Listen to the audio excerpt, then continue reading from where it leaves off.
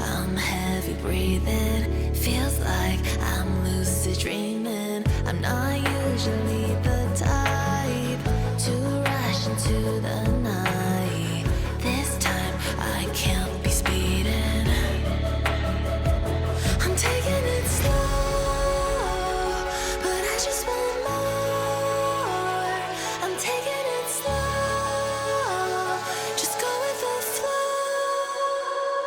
I'm taking it slow, but I just want more. I'm taking it slow, just go with the flow. I'm taking it slow, my knees on the I'm begging for more. It's you I adore. You took me to see Versailles in the middle of July. I'll fall into the deep end, giving into my feelings. Afraid to go on this ride. I'm scared to crash inside. This time I might be speeding. I'm taking it slow.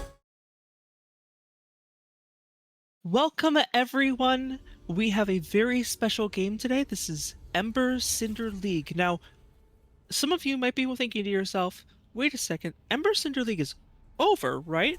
Well, it is. Don't get us wrong here, but this is our all-star game here.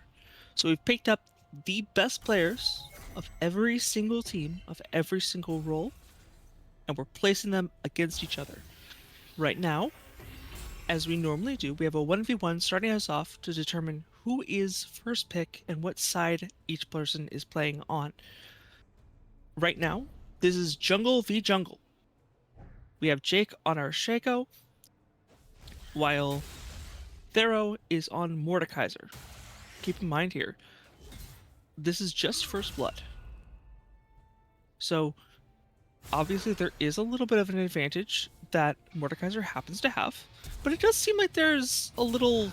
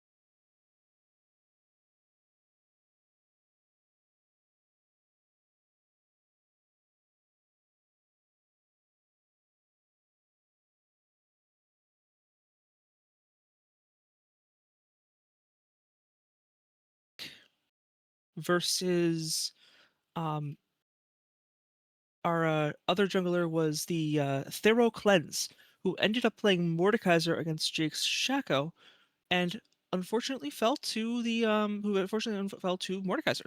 So they have elected to, it appears, to pick. They took first pick here, or second pick. I apologize. So that was I think that was parent side here. I'm pretty sure that was parent side. Not 100% sure. I have to apologize. Um, but we are going to be seeing here ADCs are being picked first here. Pretty standard. Seeing a Caitlyn v Twitch. But the Jarvan for response is Skarner, which should make things very interesting for that Cataclysm ultimate. You know, Skarner obviously able to get out of that ultimate very easily with the E. You know, does not make a difference if there's champions in the way. Skarner can just kind of block or just walk straight through the wall. It also allows them to be able to stun into the wall, so they get the benefit out of it that, you know, Jarvan doesn't necessarily want to be fighting. But we'll be seeing the staple J4 Galio combo here. You know, we have the Cataclysm coming through, Galio ultimate comes through with heroic entrance, so we're going to be seeing a lot of large, big-scale team fights in this game, most likely. You know, you have a Caitlyn, you've got your Syndra. These are both very large front-back champions, high damage output, heavy burst, very team fight heavy champions versus the Twitch, J4, Galio, all three champions that want to be looking at things in a much very clear front-to-back situation as well. We'll truly see which team is able to draft better, though, because whatever team is able to draft better will definitely have a very large advantage here.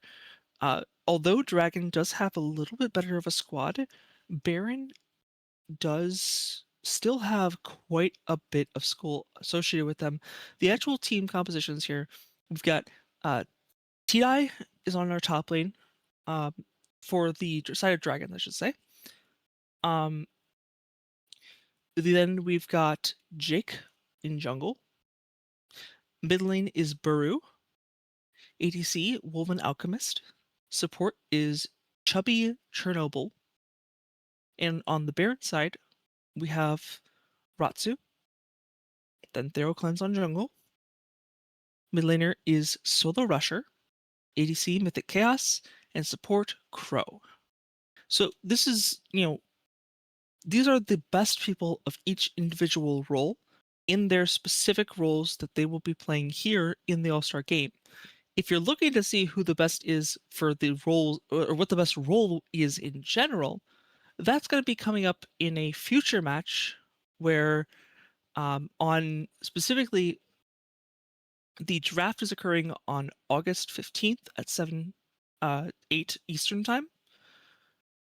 And the actual match itself for each individual role will occur on Monday, August 17th at 8 Eastern. Here we go with our final composition, though. We can see that this is most likely going to be the Camille support on the side of Baron. Very interesting pick, but very powerful with that Galio J4 combo.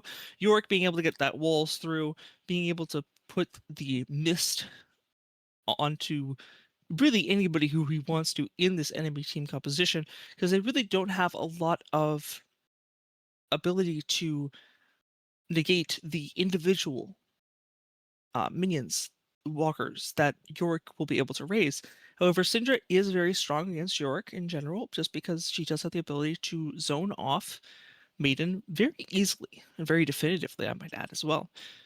We'll be seeing a very powerful early game fight, though, from Yorick against the Scarin. You know, one of the very few champions that does give Yorick a little bit of a run of his money, but it's not too much here. Now, I'll be joined here by Gareth in a moment, who I believe just joined us right now.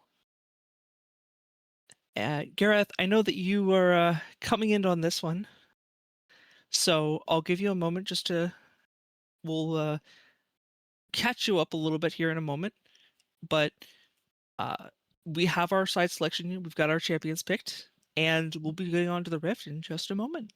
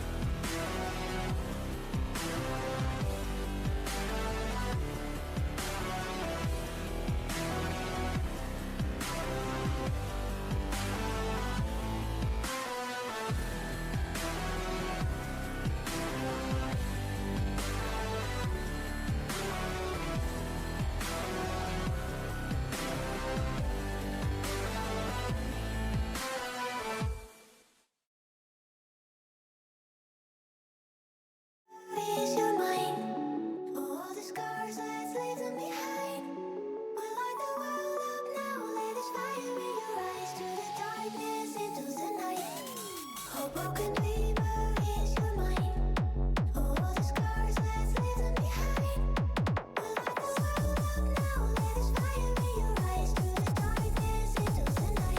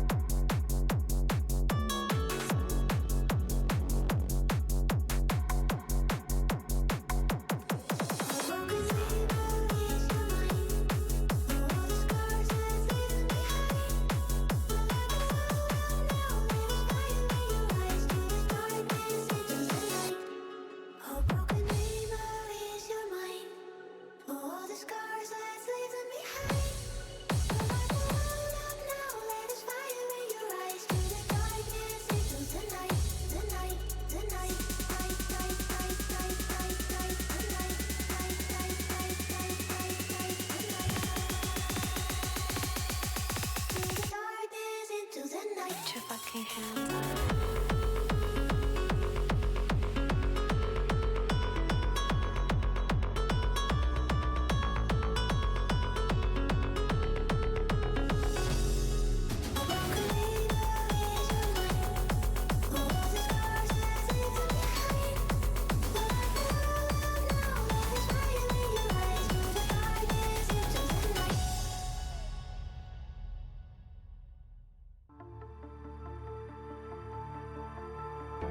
The wolf, she cries at night. A breath had born in the black wind where the shadows. Welcome back, everyone, to the Ember Cinder League All-Star match. And here I am joined with Gareth here. Uh-huh. What am I looking at here? Well, you're looking at the All-Star match, obviously, but you're also going to be looking at some of the best matchups that we have coming into this one. You know, I mean, Camille is such a good champion that they had to pick it twice. Same with the Syndra. So I actually really do like this draft from both teams. The double Camille meta. Oh, just kidding. That is going to be a single Camille, so definitely a lot weaker than a double Camille setup, but I do think that this is a little bit more normal. Down in the bot lane, we've actually got Mythic Chaos on the Caitlyn and Wolven Alchemist on the Twitch. Now, if this was Wolven Alchemist on the Caitlyn, it might have just been GG. Baron has an insanely strong ADC on the Caitlyn, but I don't know how they fare on Twitch. And Buckby, you kind of lost a lot of aura there. The Jarvan 4 mid, that's pretty sweet, but come on, you can't swag flag during a dance battle. That's just bad. That's bad luck. Yeah, I need to apologize here. I had the teams reversed, and that is entirely on me here. Uh-oh. But it appears What's Skarner going is on getting here? a little caught out here. Oh. Seems to be a little overextended. Oh, We'll see the flash goodness. comes out. Does not get out of that one, though. As Buru draws Get the first blood in swag. this a little questionable of a match here. Just Why- questionable start. All right, and you know, Wolven Alchemist is doing the new strat. You gank at level 1. Unfortunately, you picked the wrong champion, so it's not going to be as effective. It is going to stop that Garen regen for a good amount of time because that Twitch poison is going to continue resetting it. But the main thing to pay attention to is Buckby. Is he going AP, or is this going to be a full lethality Jarvan? That's my question. Rebecca, what are your predictions? You know, they don't went know. Conqueror here, so I think this is going to Okay. be AD. Okay. Could also be Bruiser, But but I like, wouldn't put it past him. right? We've seen some straight devious things from Buckby on the mages, but interestingly enough, IDK on the Syndra top. See, a little known fact: IDK plays literally everything under the sun, including all the troll picks. So Syndra top is not that uncommon for him. I'm gonna say it right now; it's not uncommon. He used to play Vygar top, like almost like every single game, pretty much. Like he one-tricked Vygar back in the day. So I think he's pretty comfortable on the mages top. Yeah, I'm. I had a whole different list for what I thought this was going to be against. I thought Garen and Cinder were going to be definitely swapped. Yeah. That definitely threw Right. me for a loop at the very least. I think that would make too much sense, and I think that this game 1 is really going to show us that the most sensible thing we're going to be seeing all tournament is, you know, Theo, or, oh my goodness, the Skarner in the jungle, as well as the Caitlyn Nami bot lane. I think that's the most normal we're going to get, and how did the Justice Punch not go off there? I don't know what happened. Chubby a little bit scammed on their engage. Yeah, it seemed like they actually canceled their auto attack there by auto attacking a minion. That's what it looked Okay. like. Happens. So this Garen has a very big advantage against J4. We'll see. Oh, for Just sure. early game, it's so much like sustained damage that J4 just doesn't. He only has that shield for sustain, and Garen just Yeah. has so much power Yeah, he's, based on his W resistances, his base passive regen. So we'll be seeing. I'm assuming a lot of backs here. At least I from would hope so. Barrow here. Although the Yorick jungle is a classic, but it's also like a cult classic because only true Giga Chads can actually run this because the ganks are horrendous. Like he has literally no redeeming qualities aside from his E kind of slows if you hit it, and the W is pretty darn hard to get out of, especially if you don't have attack speed. If he has lane setup though, it's pretty good because ghouls do a surprising amount of damage, and I believe they also apply on-hit effects, which means that the jungle item does proc on those little minion attacks. It's not a full on hit effect. It's Oh, is it on not? ability effect. Oh, But- okay, never mind. Either way though, it's still a lot of damage that comes through. You have that wall, and when you're playing something like a Garen, you know, you're versing Garen, you're versing Syndra. These are champions that really don't have the ability to, well, get out. Yeah, They're right. kind of stuck. We saw the flash come out from Garen there. You know, he doesn't have any other escape mechanisms. So Nope. getting that flash out super early, that I think that alone is so much power that this Yorick has brought already to this table. IDK. York could be strong, but are they going to be strong enough to save IDK? I don't think so. No. This is looking to be the second blood for Baron. But let's see. Okay, the flash! The six-pack flash! Oh my goodness! We are going to see this Now card keep in mind, that was actually J4 up there. That was Yes. mid lane. Yes, that was. That wasn't even jungle. Jungle's actually currently on blue buffs. That is correct. Or Again, blue side jungle. you're expecting the J4 to be jungle, which is sensible, but I think that is your biggest mistake, because I don't think there's anything sensible going on in this game. But I'm surprised that that IDK has taken Airy. Wait, really? Yeah, yeah. Oh, I'm gosh. pretty sure, unless I'm colorblind, I think that's No, Airy. no. That's Summonary, yeah. It's a little unorthodox. You know, I thought Electrocute would have been, you know, poggers, as the kids say. I know for top laners, taking Airy isn't like completely uncommon, because against range matchups, you can actually take it, and Thornmail procs Airy. Kind of a desperation ultimate from Cinder there, trying to unleash power, but just unfortunately just not enough power has been unleashed. She does not have anything, and is just falling there Yeah. to Syndra, or to Camille's ultimate there. Okay, a bit of a flash from Chubby. Is this going to be the kill, though? Nope. Twitch does get caught by the trap, so that's going to stop that engage right then and there. We did But, see you quite know- a little bit out there, though. We had a barrier that was popped True, by yeah. Caitlyn, It's a lot of damage, too. but both summoners still up on Crow here. We'll see the Skarner engage here. Flash Ooh. comes through from Twitch, gets caught out Galio here. Not able to get too much out. Is he gonna be able to get out though? It might be a little bit too much CC here. There's a lot of slows coming out from that Skarner. A lot of power coming out on that champion. Not able to get out, unfortunately. The slow from the fruit does impede his ability to also Dodge walk giant away. rock. Yeah. That too. But Dragon's starting to swing back just a little bit, getting some nice gold in their pocket. Obviously, the gold lead is nothing too crazy right now, but I think that all eyes are going to have to be on Jake, because Yorick is a champion. He's like the Schrodinger's top laner. If he has no items, he's non-existent. He's not even a minion. But when he's full build, he is genuinely one of the scariest champions in the game, because he's effectively two champions with Maiden out. And with Jake being in the jungle, if he just power farms here, or is given a lot of free kills by the Skarner, or potentially even Garen, he will be the biggest problem on Baron. Yeah, no, we can just see this engage just comes through. This is a basically my free goodness. kill for them if they have the my damage to be able to gosh. actually outtake it. But yeah, no, absolutely. I We saw s- Cataclysm Oh there. my We saw God. Maiden of the Mist just whacking away. That's why they went Not Cataclysm. really much you could do. That's why they did it, because they're like, oh, what if they destroy the Yorick wall? But it's a Garen. You can't destroy your wall as I Garen. think, see, I think that's why they did it, because effectively it's like a 5-second stun, because he's stuck in the one spot. Yorick is not feeling too good. He Oh. gets taken down. There goes Maiden as well. You know, they were trying to go for the grubs. I can see the vision, but wait, hold on. Actually, Buckby is trying to have something to say, but he's got no mana. He can't do anything. Oh, No, it's Oh, Skarner comes through though. me. Big ultimate on both Camille and J4 here. Ends up getting stuck against this wall. Camille tries to ult, trying to get this Syndra, but it's just not enough. She has way too many people there. That's 4. Garen, Yeah. just justice for Demacia. Unnecessary, but necessary at the same time. Right. Yeah, unfortunately, T-Dye doing his best Shaco impression, but it's not the 1v1 anymore. You gotta get out while you can. Now the kills matter.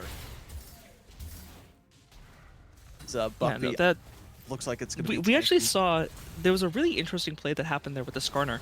I don't know if you actually saw it. Skarner ended up shoving at the very beginning. They shoved, I think it was Jake, into their own wall. Ooh, yeah. So he actually got stunned against the Yorick wall, Right. which prevented him from actually being able to escape. So kind of, See. counterproductive wall there, unfortunately, for Yorick in that situation. Not as effective, and without that Cataclysm, Galio Engage comes out here. We'll see the bubble come out. Flash does come through onto Caitlyn, and the Ignite is not going to be able to tick down just enough. It's all good though. I think again, the important thing is that Dragon has the better early game, right? Like Garen, he is like technically better in the mid and late game, but he's not the scariest champion out there. But his early game is quite good. It's very safe because again, like you said before, he's got that passive, he's got that W giving him extra resistances. The Cinder though is definitely very good late game, but at this rate, I don't think T-Dye is going to give them any room to breathe, let alone actually scale. So the Syndra is like they're going to be needing some more investments up top lane, and with the flash expended too, that's a big risk here. This Syndra could be bleeding resources. Syndra is a champion that she benefits a lot in top lane because she has so much peel for herself. You know, she has the ability to stop these 1v2 potential situations that might be a little questionable for most other top laners. But unfortunately, she's also very weak in terms of whenever she is so far forward. There's a reason why she's typically played in mid lane.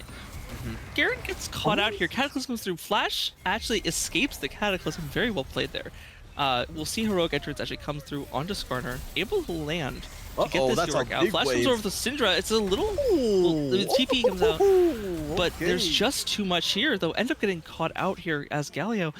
The Heroic Entrance a little questionable. Just Goodness going gracious, in and Wolfen, what's going getting on? jumped off, but the Wolfen appears to just be what's he trying to get doing? a little too much here. Skarner ults to get a little extra. Syndra ends up picking off J4 with an ultimate.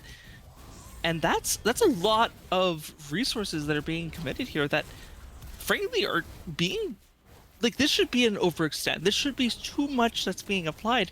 But Dragon is just getting kill after kill from this. And it's just not... It's not Baron's day here. It really isn't. They ended up starting out really well in this game with a J4, getting that early kill, but...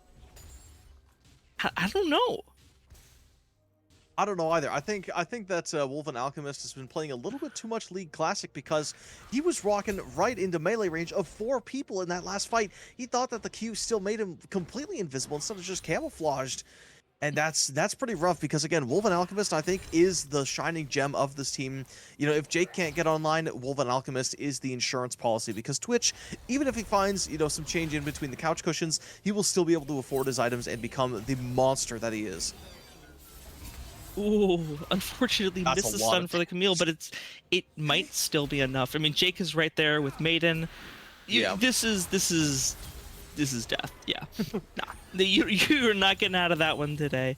Wall was used by the Yorick, so there's just nothing really you can do. Garen able to dish out a lot of that DPS. You can just see him asserting dominance on his fellow Demacian. Quite ironic, if you ask me. It's hard to say. I don't know. I feel like, you know, Jarvan might be the king, but I think Garen is saying, I'm next in line, buddy.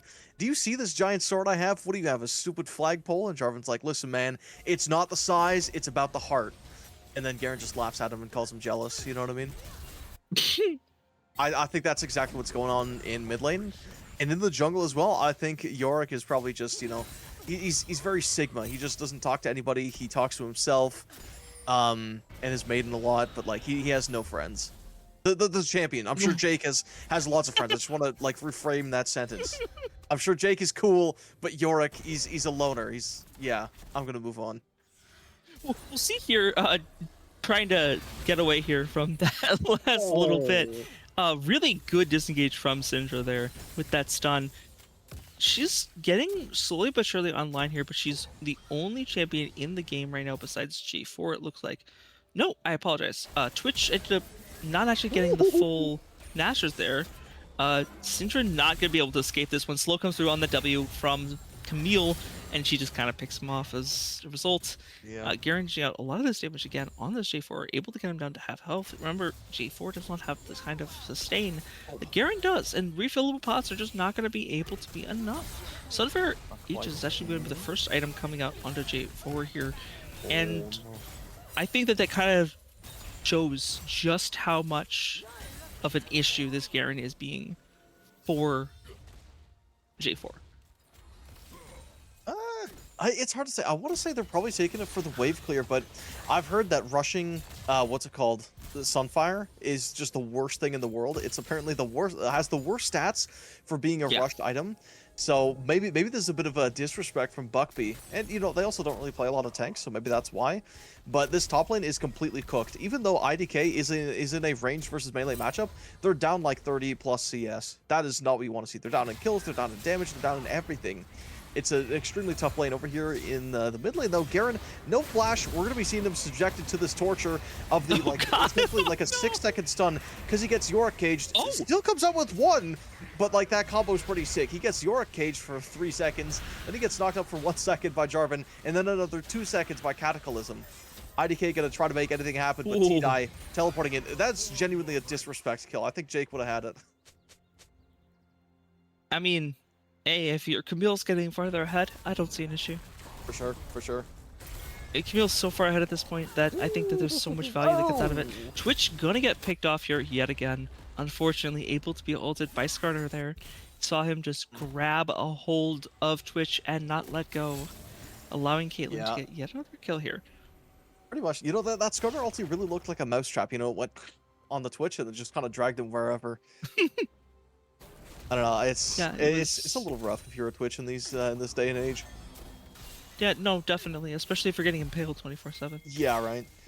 Not exactly the easiest champion to escape. You know, Skarner running around like that. But that's what happens when you first pick Twitch. Very true.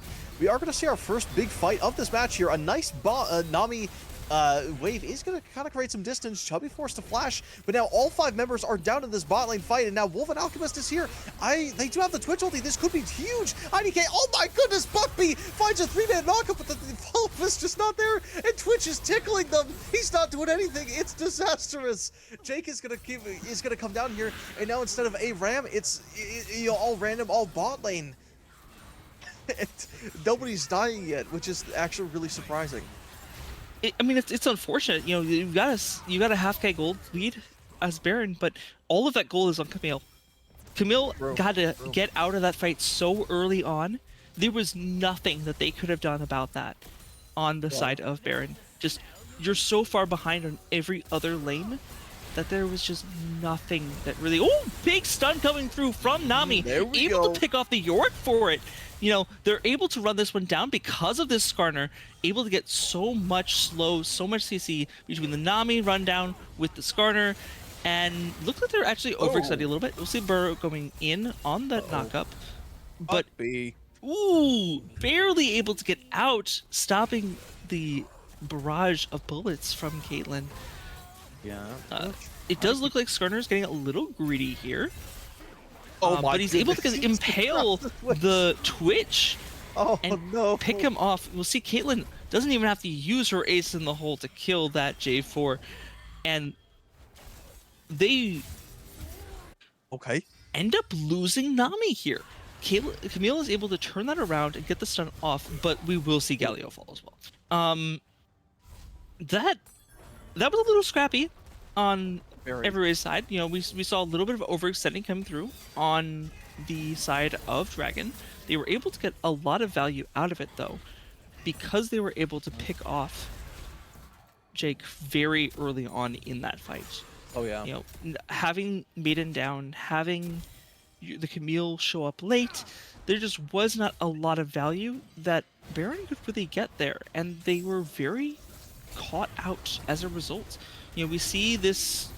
They were able to pick off a Rapid of Hydra. And I apologize here. Aegis is not actually going to be the first item for our J4 mid here. It's actually going to be Titanic. I like that a lot, actually. I'm not going to lie to you. The auto attack reset is nice. And Jake picking up the Black Cleaver, that's a lot of shred that Baron have. The only issue is, again, right, like you said before, T-Die is their only winning lane, you know, for lack of a better word. Literally the entire lead is on their shoulders, and right now it's still in favor of Dragon. So T-Die needs to get a little bit more active on the map, needs to start finding these picks, but at the same time, Jake is getting deceptively strong. Yeah, especially since Skarner is so far behind at this point in terms of not gold, but CS and just map pressure. This poor Garen cannot catch a break. This is the third time this is what happens when you pick Garen mid. Well, usually if you're picking Garen mid, you don't have to fight a Yorick jungle with a what's it called, a Jarvan mid as well, because there's two walls that he can't escape from unless he has flash, and every single time he's burned flash, it's just come back to haunt him, 30 seconds later. So Baron, this might be their play. They do have 3 grubbies. I lied, they don't have any grubbies, but they have the Herald. And with the Yorick, that is generally a nightmarish situation. You don't want to give. I mean, Yorick is Yorick the basically Herald. a grub. Let's be honest Right. here. That is pretty true. Oh, Impale comes out onto J4. They'll force out the Galio ultimate at the very least, but he will go back in and Alright, get not picked bad. off because of it. But he's able to stop that Caitlyn from being able to chase Oh, even more. T-die. TP comes Oh, out from the T-die. Camille. We'll see her Oh, possibly T-die. engage here onto that Caitlyn Oh. and is able to get a lot of damage up, but the suppression comes through because of Garen Q. And that silence is just so important. Oh, goodness. And we're just seeing justice for Demacia at this point, which is ironic because it was onto Galio. Yeah, that's right. They are also from Demacia. I forgot about that. Not only are they from Demacia, they're literally the guardian protector of Demacia. I thought that was Garen. See, I'm a little bit behind on my League lore, but regardless, we are going to see the Baron taken for Dragon, which is, a little bit, out of character. I think we need to have this switched around. But Baron is going to start sieging down the mid tower, and that's going to be, Garen has to respond here. They cannot let this York keep on pushing. They might actually just be feeding, but the wall doesn't stop him. He's like, I don't care about the wall. I'm trying to get you killed. Wolven might be able to get their first kill of this matchup. Not quite. They still tickle. That's AP Twitch. Oh, goodness. That explains so much. Yeah, no, that's why okay, they weren't doing okay. too much damage earlier, though. I see. They're behind as well. They're behind 3k gold here. Oh, I understand it perfectly now. That, of course, they went Twitch APC because Buckbee's AD. Everybody else is AD. Oh, goodness, T-die. Everybody else is AD on their team, so That they is have true. to go AP. That is true. I mean, York ends up picking up Leandre's here, which is a choice. I don't know what this guy's doing. I guess it's because the what's called the ghouls apply it. Maybe that's why. Yeah, they do. It's a very powerful item in Okay. general, but like when you're running Conqueror, when you're running Black Cleaver, I don't know. I don't know. Jake might just be on another level of understanding that I've yet to get Yeah. to with League of Legends items. I'm sure there's some secret interaction there. I do want to throw out that the reason why Yorick ended up the wall was not enough for stopping that Garen was because Garen Q is a leap. It does Oh, go a that's very short right. distance. That's right. That's right. We'll see the Cataclysm come through, but Caitlyn is able to just get out with her E. Oh, Plus right comes into the Yorick. through with the Nami Oh. heals, but right, you were exactly correct. That was Oh, out of the frying Jay. pan and into the fire. Jay gets up falling here. Galio ultimate does come through first before that ends up happening. Not able to get too much out. Garen just kind of runs down this Yorick and this Twitch. I apologize. And we'll just see while he does fall, it's still, that's still your ADC down. He's still getting so much gold lost out of this one. And when you're playing with somebody like Wolf and Alchemist, such a strong ADC like you mentioned before, making him denied off of that gold and just levels in general, like Wolfen is only level 10 here. We have a level 10 Twitch in this game, which is lower than the enemy's support. That is true. Twitch not having the best lane in the world. And maybe I did overestimate Wolf and Alchemist a little bit, but I think it's because they're too used to playing like normal standard ADCs. I don't think they've really messed around with a lot of Mage's bot, and certainly not AP Twitch. I think they have played Twitch before, but it's all been AD, and that's probably a lot of the reason why we see them auto-attacking so much, is obviously they want to stack up the poison, but as AP Twitch, you have to prioritize your W and your E. You're not really, Q-maxing, for lack of a better word. You're trying to get the big AoE out there as soon as possible. I can see this coming back though. Like Baron is for not sure. too far behind. It's only 700 gold. We'll see Skarner ends up being a little far up with this engage. Camille's getting picked off with quite a lot of damage, but it's not going to be actually enough to kill her. She has the stain that she needs. J4 will fall, but not before the Cinder does. And we'll just see this being run down here. This Caitlyn is caught out. She's slow. She's ulted by the Camille, and it will just lock her down, but it's not going to be able to get that follow-up that the team needs. Galio is so low and ends up losing to this Garen. Garen is able to ult, and pick off Yorick as a final kill. Yeah. And that was honestly very scrappy.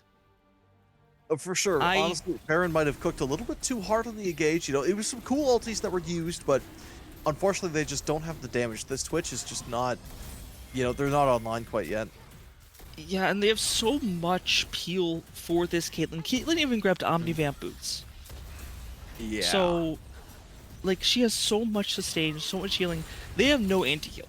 Absolutely none. That is also very except for the one Ignite from Galio that was used, I believe, onto it was used Skarner, a while I think, ago. when they engaged. But it was like it was at the very beginning of that fight, or even like before the fight.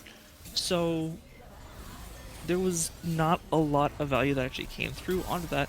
Camille ends up getting jerked around here just because she engaged so early on. Galio trying to save her, not going to be able to get too much out of this, and Galio just falls overextended quite a bit. We might actually be seeing a little bit here. IDK does end up getting poked quite a bit with this J4 and not able to do too much to him.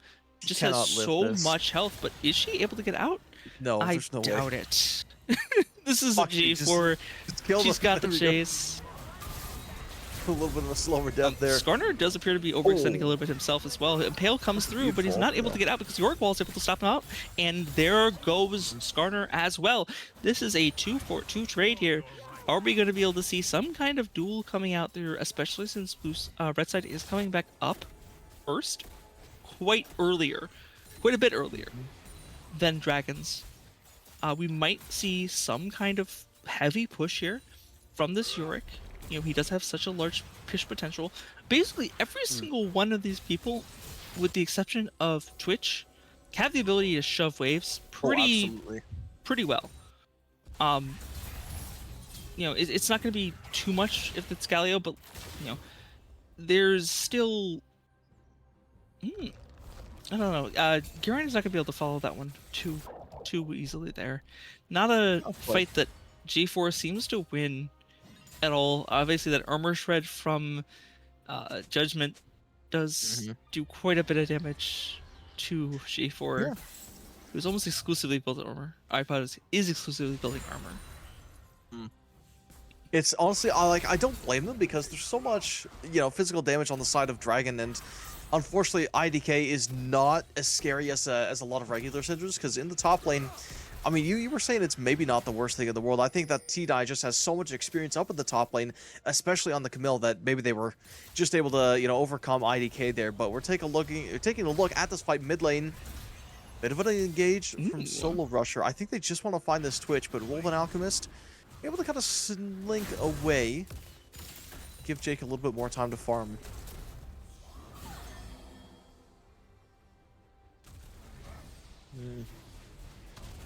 Okay. It looks like a heavy mid presence is going to be noted. Buckby maybe on the flank here might be able to find the Caitlyn. There's a lot of people there. I don't know. You know, they have a lot of tank That's stats, like the most peel you can get there. That is very true. He is going to be found, but can they be caught by the Skarner, or will they be able to get away? That is going to be the engage on to Mythic Chaos. That's going to be the Grand Entrance that's going to be used. Buckby's taking so much damage. I think he's a goner. That's a nice Nami wave. It completely disrupts everything. T-Dye in the backline is going to try to make something happen, though. Solo Rusher going down on Buckby. Might be able to get the kill, but he flashes away. T-Dye dies at the top side of the fight. The Garrett goes down. Buckby's still standing somehow, but I don't... Oh my goodness, the flash forward from Mythic Chaos. Not quite going to find a lot. They are just trying to get that sneaky little Peacemaker onto Buckby, but unfortunately it doesn't happen. Wolven Alchemist has to back up as well. They've got no health, they've got no damage, they've got no range, they've got no ulti, they've got nothing here. And Dragon is just knocking on the turrets of Baron. They need to get a miracle. I don't know here. if you can come back from this one. It's like you don't have Maiden up at this point. You've got Twitch maybe coming through here, possibly getting a little bit off, but I don't think he's got the damage for it. He might have Wrap Gap, might have Nashers. It's just not gonna be enough here. J4 is gonna fall here to that Syndra ultimate. They just read. Oh, And Peacemaker showing who is boss. T-Dye. Oh, gets Scar ulted. Might die here, as IDK might be getting the top gap of his lifetime, because clearly he's carrying here. just left in the 1v2. Can they make it happen? Takes a turret shot for funsies and actually goes down. Jake getting a nice couple kills off of that one, but it's gonna, again, they're gonna need more than that to win this game because Dragon, I think they were just kind of running it down just for the heck. T-Dye gets baited in by Nami, a crow. And unfortunately, Camille was not able to turn Nami into a big bunch of sushi. So that's going to be a big player down for Baron because that's a lot of their gold lead. Now, Jake has built a sizable lead themselves, being about 3K above the Skarner. But everyone else, Mythic Chaos is 6,000 gold ahead of Wolf and Alchemist. 6,000. That's a full 2 items. That is a scary Caitlyn. I don't know if that's a testament to just no. It's not a testament of how much better they are. It's just the amount of gold that's been funneled into this Caitlyn. Like you can see she's 14, 2, and 9. Just the amount of kill participation. You can see why this player specifically was picked for this all-star team. Definitely demonstrating just how much kill participation they are able to get in this game, getting 23 out of 30. Oh boy. Well, let's see if Dragon can turn this one around. Baron can turn this one around. It's not looking good. Again, they need to shut down Mythic Chaos. Even though they don't have a shutdown, if they are able to get this guy off of the Rift for even just 20 seconds, that is going to be so much damage and range that Dragon just completely loses because their only other ranged carry is IDK. That's it. And Cinder, I don't think has full passive stacks just yet, so... No, she does. Okay, well, never mind then. So IDK is still pretty scary, but does not have death cap, so that's a big chunk of damage that is just not in their build right now. And they're down a lot of gold.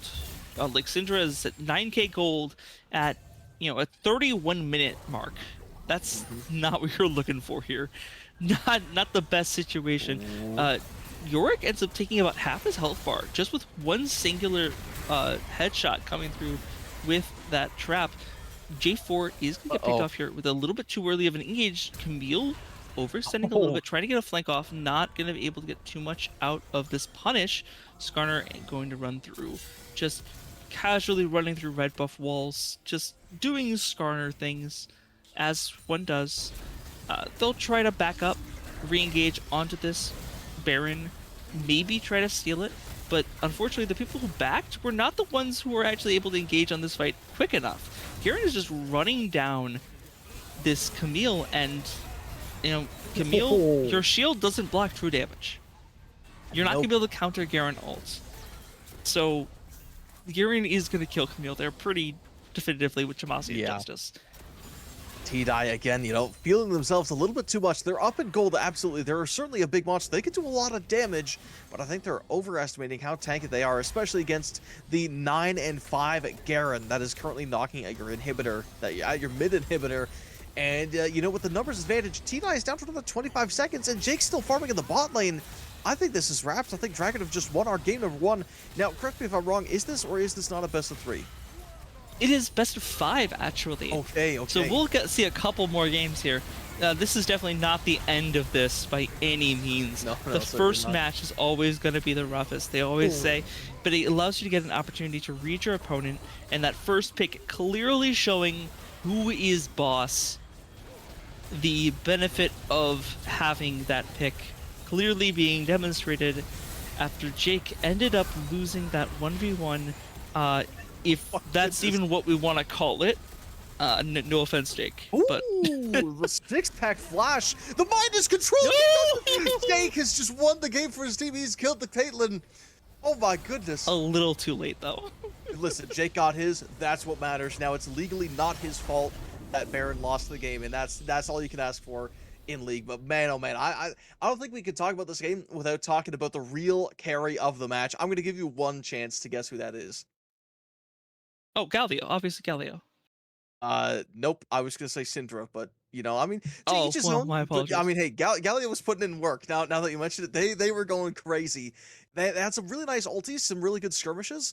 But again, the damage charts are really going to be telling us that, again, Syndra was just so completely invaluable in this game because she was out damaging the lane opponent, and her lane opponent was T-Dye on Camille. This guy's a monster on the champion, and despite that, he still comes out on top. So IDK, hats off to you, my man. You are the best I mean, I do want to this give a little bit of value off to this Syndra because I sure. understand how difficult this matchup can be. I personally play a lot of Camille, so when I see a ranged champion in top lane as Camille, that is easy pickings. Like that is the ideal matchup that you want as Camille. It does not make a difference if you're fighting the Garen, if you're fighting Syndra. Either way, you win both of those matchups pretty substantially, especially in the late game. But they ended up, because they pushed this Camille so far backwards, they set her so far behind because despite her being Mhm, so far ahead, she didn't really get the benefit from roaming in the early game that she might have wanted to get. We saw a lot of Garen roams that ended up paying off a lot more than J4 roam, than Camille mhm, roam, and the value that they got from it.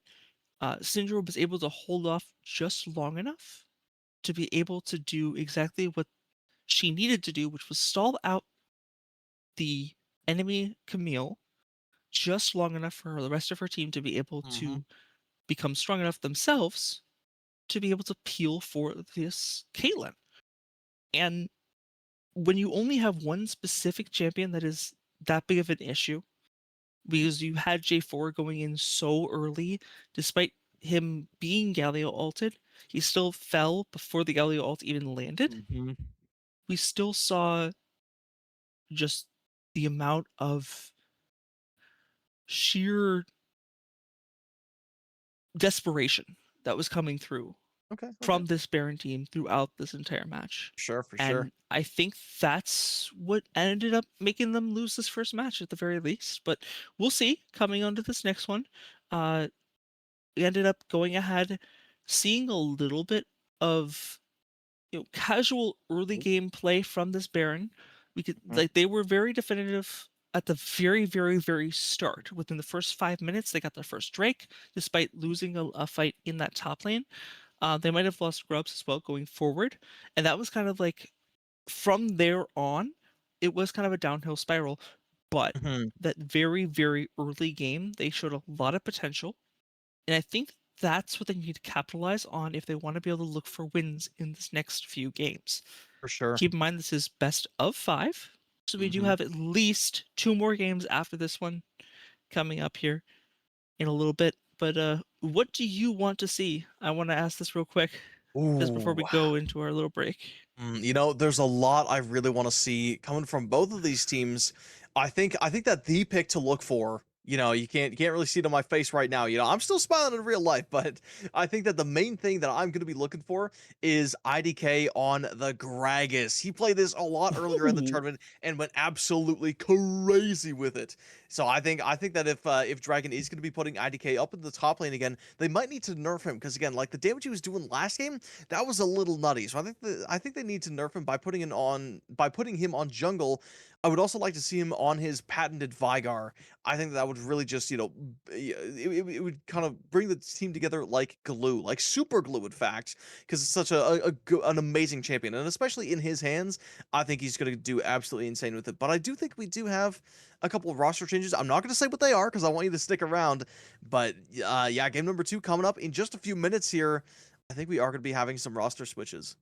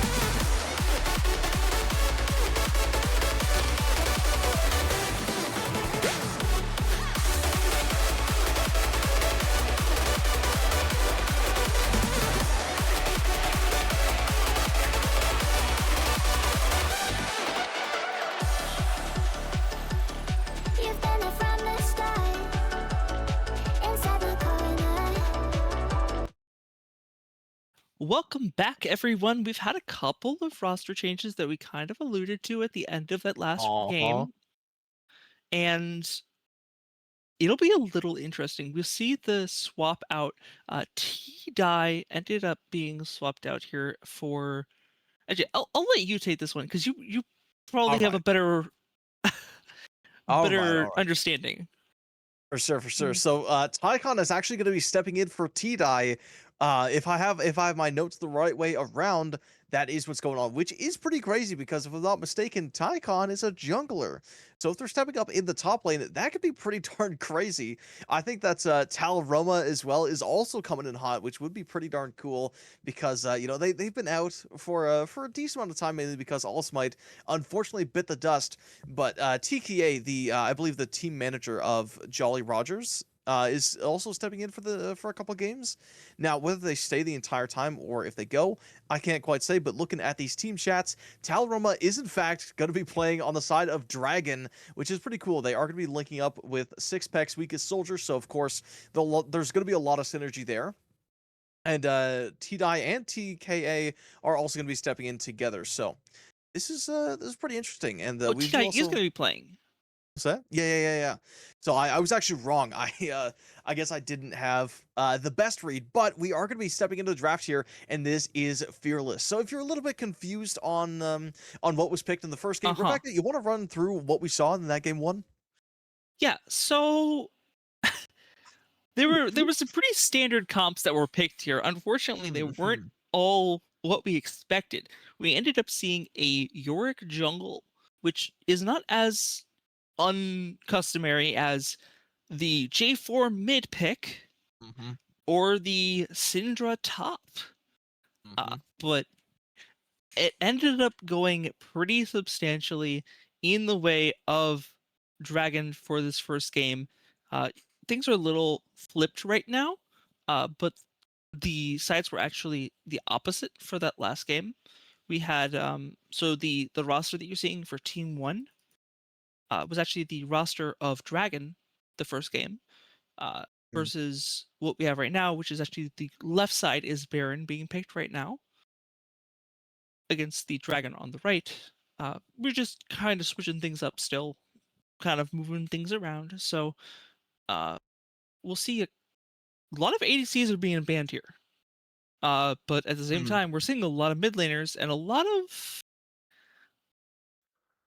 very interesting picks. I think this might be a attack speed Lulu or a Rel Jungle. Honestly, okay, Rel Jungle is I think that might be a step too far even for Baron, but attack speed Lulu would be really, really freaking funny.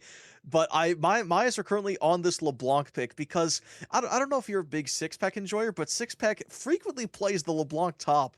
And considering IDK is still in this game, who is, one of is of course six pack's weakest soldier, I wouldn't be surprised if that is actually the LeBlanc top. Now the Akali being picked, I think that's actually going to be the normal pick this game. Same with Yasuo. Looking to be the matchup in the mid lane, Akali versus Yasuo. I'm not sure where the Malzahar is going. I want to say it's support, but I feel like on Malzahar, you're kind of shoehorned into playing the carry role. I would love to see an APC Malzahar here. Just seeing him in bot lane. I'm a big fan of it personally, but I know that it's a lot uncustomary. Yeah. It's, I mean, it's really strong against hey, if you guys ever need a counter to Zyra, Hmm. little plant lady, if you end Yeah. up putting Malzahar E onto Cinder plants, they are not Syndra, Zyra Yeah. plants, uh, they ended up just disappearing off the face of the earth, and they just Hmm. spread. Yep. So if you ever need a counter to Zyra in your regular ranked games, by all means, watch watch you pick Malzahar and just watch her plants burn. It's hilarious. Up, Ari. Okay. Okay. Is Also, this I do Nautilus have. Jungle? What's that? Is this Nautilus Jungle? That'd be kind of devious, I'm not gonna lie. Also, I do want to mention that I was wrong. The LeBlanc is not on the side of Team Dragon like I thought it was gonna be. That's actually Baron's pick, so that's on me actually. So six pack's weakest soldier is likely gonna be on the Pantheon if I'm not mistaken. That is if they are continuing on the top lane. Now, the Nautilus jungle is interesting, but at the same time, I don't really think they could run really anything else in the jungle on the side of Baron. Yeah, So I am. Oh I my mean goodness. Yasuo. Apparently we have a little bit of a tidbit of information. Apparently, IDK wanted to play Ash top this game, which is Really? it should be a war crime. I'm not gonna lie, but it would kind of give the team that Dragon has drafted a little bit more range because while they do have a solid, decent enough composition, I think the main thing that is going to be holding them back is of course the range, and they are going to be playing into an Ahri, a LeBlanc, and Malzahar. You know, Malzahar is not the hardest to catch. Ahri is definitely the hardest to catch, and LeBlanc is genuinely one of the most painful champions to try to actually, land an auto attack on, let alone actually catch and kill. I mean, we'll see here because Amumu does have a lot of lockdown, as does Pantheon. Hmm. Rel, obviously one of the best lockdown champions in the game in general. So we'll see if this hyper mobile assassin filled team comp, Yeah, because I will go as far as to say Nautilus can be played as an assassin.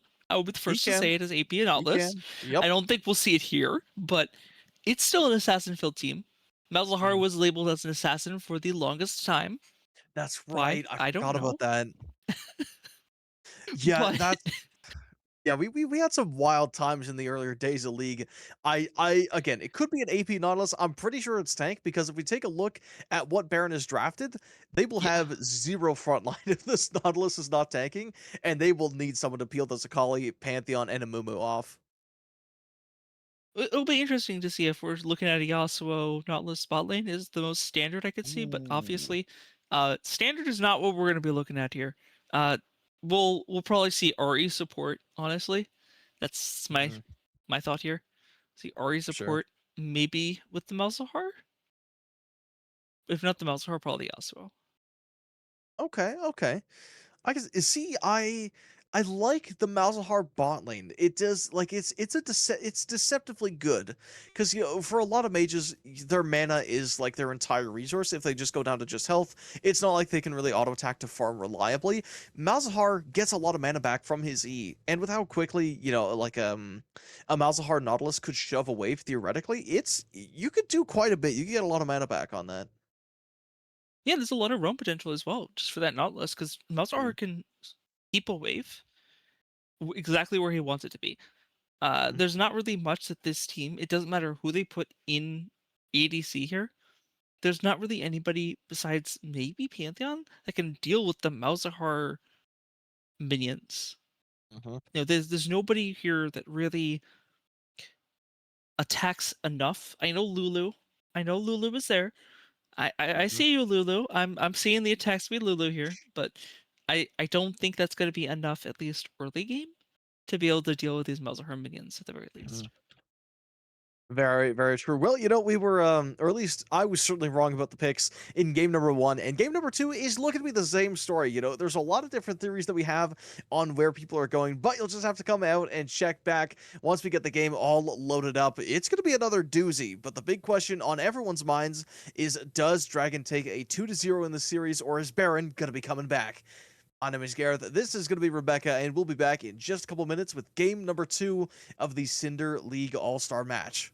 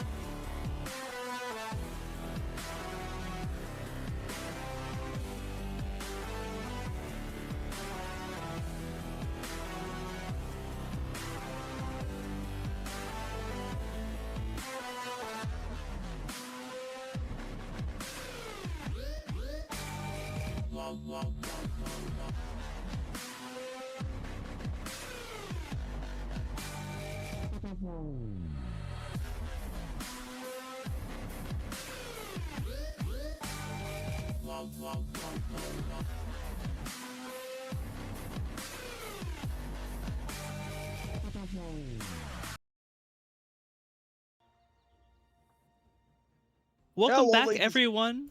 Oh, I apologize. Go for it. Hey, that's all good. I was Yeah, obviously, we'll skip the introduction for now. You already know who's in the booth right now. We got Garrett and Rebecca back at it again for game number 2, Dragon versus Baron in the All-Star match, the best of 5 series, mind you, of the Ember Cinder League, if I'm not mistaken. Game number 1 was pretty crazy, but that's in the past. Let's talk about this draft because, Rebecca, I owe you a formal apology. I said that Rel Jungle was a little bit too much, and lo and behold, we got Tal Roma, the GOAT, on the Rel Jungle, and Solar Rusher on the Lulu mid. Down at the bot lane, we got a surprisingly normal double mage bot of Wolven on the LeBlanc and Chubby on the Malzahar, going up against Mythic Chaos on the Caitlyn and Crow on the Amumu. And up at the top lane, we've got That IDK is on a the Kali. Pantheon. I want to correct you there. That is not a Caitlyn. That is a Kali. Apologies. Last game they played Caitlyn. I'm still thinking about it. It's such a good performance, but no, they're a Kali this time. I don't know how this is going to work. I feel like melee into double range for support is already abysmal, but if you're doing it on the ADC, that's even worse.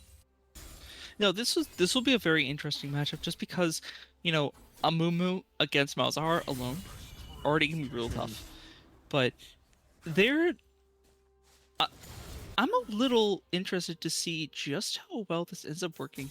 LeBlanc is typically a better, or I can see her more as the support in this kind of relationship here. Just because she does have a little bit more champion focused. Sorry, I apologize. The stream is frozen for me.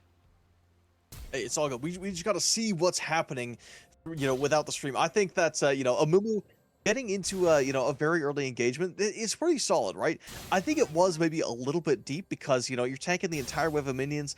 Aftershock doesn't last forever, but, just kind of looking past what's happening right now, I want to talk about this jungle matchup because I don't really know the Rel clear.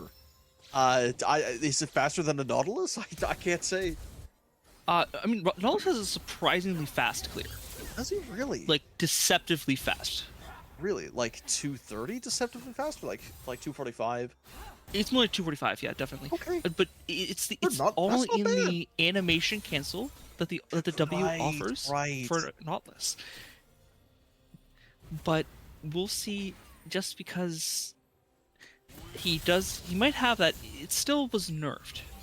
There was jungle damage that was nerfed from Nautilus a couple patches back. Just like Rel, her jungle damage was nerfed a couple months ago. But with that being said, those are still two champions that they can definitely be played. Like, those are champions, well, they're not in their predominant role. They're customarily played as supports. Both supports are currently in the jungle, and they're able to get these clears off. Exhaust Yasuo was using exhaust. I apologize, this took me a second. And then it comes through though from this Pantheon. We'll see if it's able to get enough. Flash comes through just to dodge the Q from Pantheon. Not able to get too much out. Stun comes through, but the level up, just barely, not enough. And unfortunately gets first blooded here. LeBlanc looks like she'll fall as well. Malzahar might end up being as well, but we'll see. Amumu does appear to be quite low here. Akali does overextend, gets hit by a full turret shot, and Nautilus, the big titan himself, flashes in, gets the hook, ends up getting stunned, but it's still not enough. Mythic Chaos doesn't necessarily want to take this fight with double buff on Nautilus. That's just too much damage, especially at just level 3. When you're level 3 and Nautilus is level 4, that's not really a fight you want to take. Ooh, nice charm. Comes out onto Solar Rusher. Electrocute and the full combo with the Ignite. Able to pick off Lulu. Not electing to cleanse there. Now, the interesting thing is obviously when Ahri gets fed, she can roam quite a bit, right? She hits level 6 very quickly, and then from there, it's basically you permanently roam the entire game. But as an Ahri this game, where are you supposed to go? Are you going to gank the Pantheon that has a point-and-click stun? Are you going to gank the Amumu, who, if you get close to him, he just curses the sad mummies, and you have an assassin there to back him up? Do you really want to go bot lane? And, like, can you really do anything against the Lulu playing passive? I don't know. Up at the top lane, though, T9 probably should have played passive as Tal Roma, showing us the power of the Rel jungle is doing so much damage. They take him out relatively fast. I will say, I don't know how quickly Rel clears the jungle, but the second she hits a lane, it doesn't really matter what your laner is. It could be an Ahri, for all we care. The second the Rel gets onto them, they cannot move for the next 3 seconds. Add in a Magnet Storm on top of that, and genuinely, how are you supposed to escape? You can't. That's the Right? secret. You can't. And they have so much CC. Oh, they Baron do. has It's clicked this. diabolical. Yeah. And it's so much point and click as well. Ooh! Yo, Speaking of yo. non-point and clicks, though, Kuro ends up landing a nasty bandage toss onto Just LeBlanc, again. followed up with a bandage toss onto Malzahar. Flash heal is forced out. They're trying to get a little bit off here, but Akali doesn't really have that damage yet. She does have quite a bit of damage early game, but it's just not. It's not going to be too much, especially onto somebody like Malzahar, who does have quite a bit of magic resist. Exhaust comes through from this Akali, not But big onto this boy Akali, but not Nautilus. going to be too much. Ignite comes through onto the clone. That's a nice bait that they had from that LeBlanc. Very well done by Alchemist here. Not typically an ADC kind of play there. Showing off their skills, Sure. their ability to not just be a one-trick pony here. But yeah, I guess those crazy games are really coming in handy. I guess. And I was gonna say, for an Amumu and Akali, a double melee lane, they are doing insanely well. Tal'Vrom, on the other hand, oh goodness me, it doesn't really matter. They don't need the flash anyways. That's for losers. No, not with Rel. Rel just has the ability to jump over walls or whatever she True. wants. But luckily, Lulu was there with the the only thing I can name is I believe it's Hugify. Growth Spurt. Growth Spurt. I apologize. Oh, is it growth spirit? Oh, whoops. Pretty sure I've been it's Growth calling it Hugify the entire time. Hold on. Look, Jarvis, let me fact check this. Spurt. I was gonna say I think it's Enorbovitz. It's wild growth. We're all It's wrong. called Wild Growth. Wild growth. Well, actually, you were close. Or wait, What'd you I might have call been right. You said something growth. It might have been wild growth actually. It might have been bang on, but I've been saying Hugify the whole time because that's what the champion says. I mean, Anyway. it makes people big. It knocks them up. exactly. What else do you need? Electing not to use or not.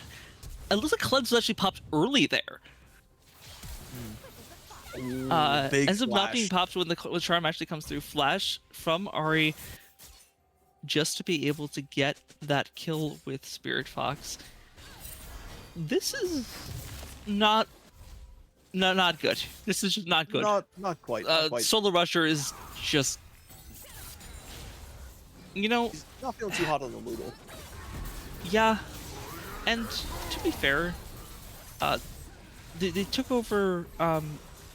This is right after their game where they versed J4 in mid lane, so they might not be in the same mindset that they need to be, just because of that very unnatural game that they had played beforehand.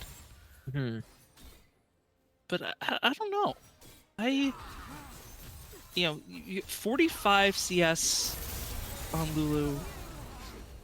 Oh, Nasty assassination from that Akali. You just see the pure amount of burst she's got. Malzahar able to get a nice stun off, Okay. able to kill Oh, the no. Mumu, Oh, and the no. silence is going to be able to be enough to end up getting Akali as well, just because of how long that silence ends up being. She wasn't able to get enough damage off onto Malzahar without her abilities being able to be utilized. yeah. And Ahri still just completely one-shotting Solo Rusher, unfortunately. Ahri could be a problem. I want to say that the bot lane is actually doing really, really well. Top lane as well for IDK, working very much in his favor. He's going to find the Nautilus in the jungle. Magnet Storm committed, so Jake is going to have to fight this one out. He's CC'd yet again. But can they actually find the kill on Pantheon? They do! They might be able to turn this one around. I mean, no Q on Tal'Vrom, Shield but he comes is through, going to be though. going down. This is it. He's able to get a double kill. He's left with Whoa! two. T-Dye comes in for a clutch save on his jungler. And Dragon is 3 kills ahead here. Gold kind of even, but 3K at 9 minutes. I take it back, actually. This is very much looking good for Dragon. It's like they've got Elder Soul already. Ori already has Malignance.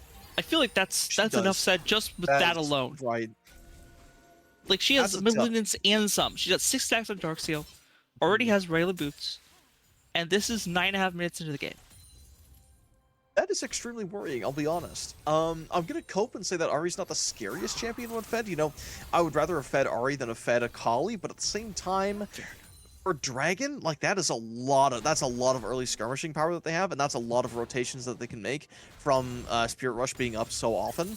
And Nautilus as well, actually, opting for the Hollow Radiance. You know, there's a lot of magic damage on the Baron's comp. I do like it because they have a Mumu, and, you know, once he hits someone, they take a chunk of the magic damage they take as true damage, which is nice. Works well with the Akali, works well with the Lulu, does pretty good with the Rel, but, again, they kind of need IDK to go off, otherwise he's going to be... He's the only one that's going to be hurting Jake. Lulu still here on this fight. We'll see if she ends up getting punished for it.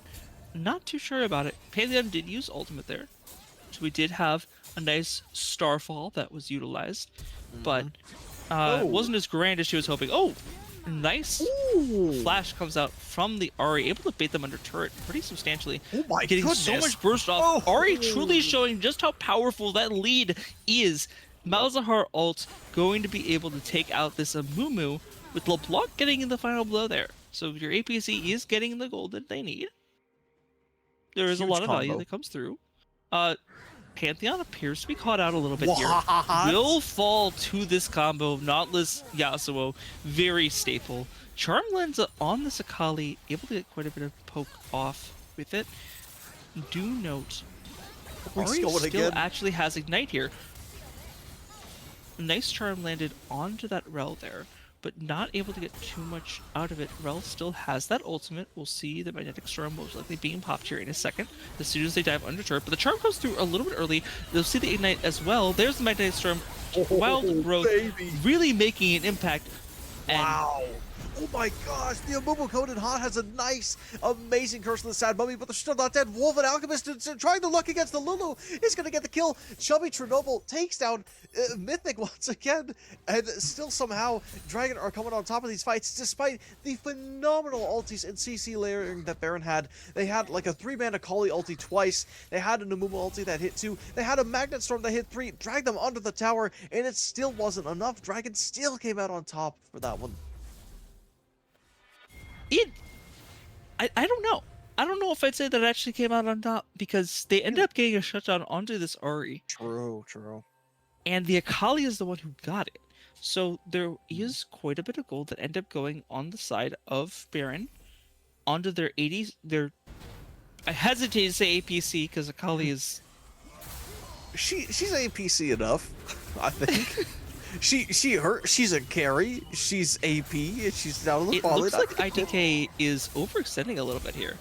We'll see him get it picked off here with that exhaust. The Lulu also not overextending. She's actually underextending. Unfortunately, it is still a Lulu. Does not have that much damage. She needs to get ahead in order to be relevant, and she's not getting that relevance. This is a PTA Lulu, mind you. So this was intended to be an attack speed Lulu.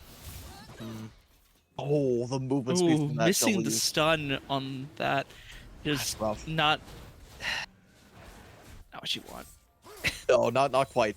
It's hard to shut down this Ahri. Again, even if the stun landed, I don't think a support Amumu and a jungle Rel could really kill the Ahri. They're going to try it anyway, which, you know what? Amumu's kind of hitting there. It's not the most damage in the world. She does have Spirit Rush.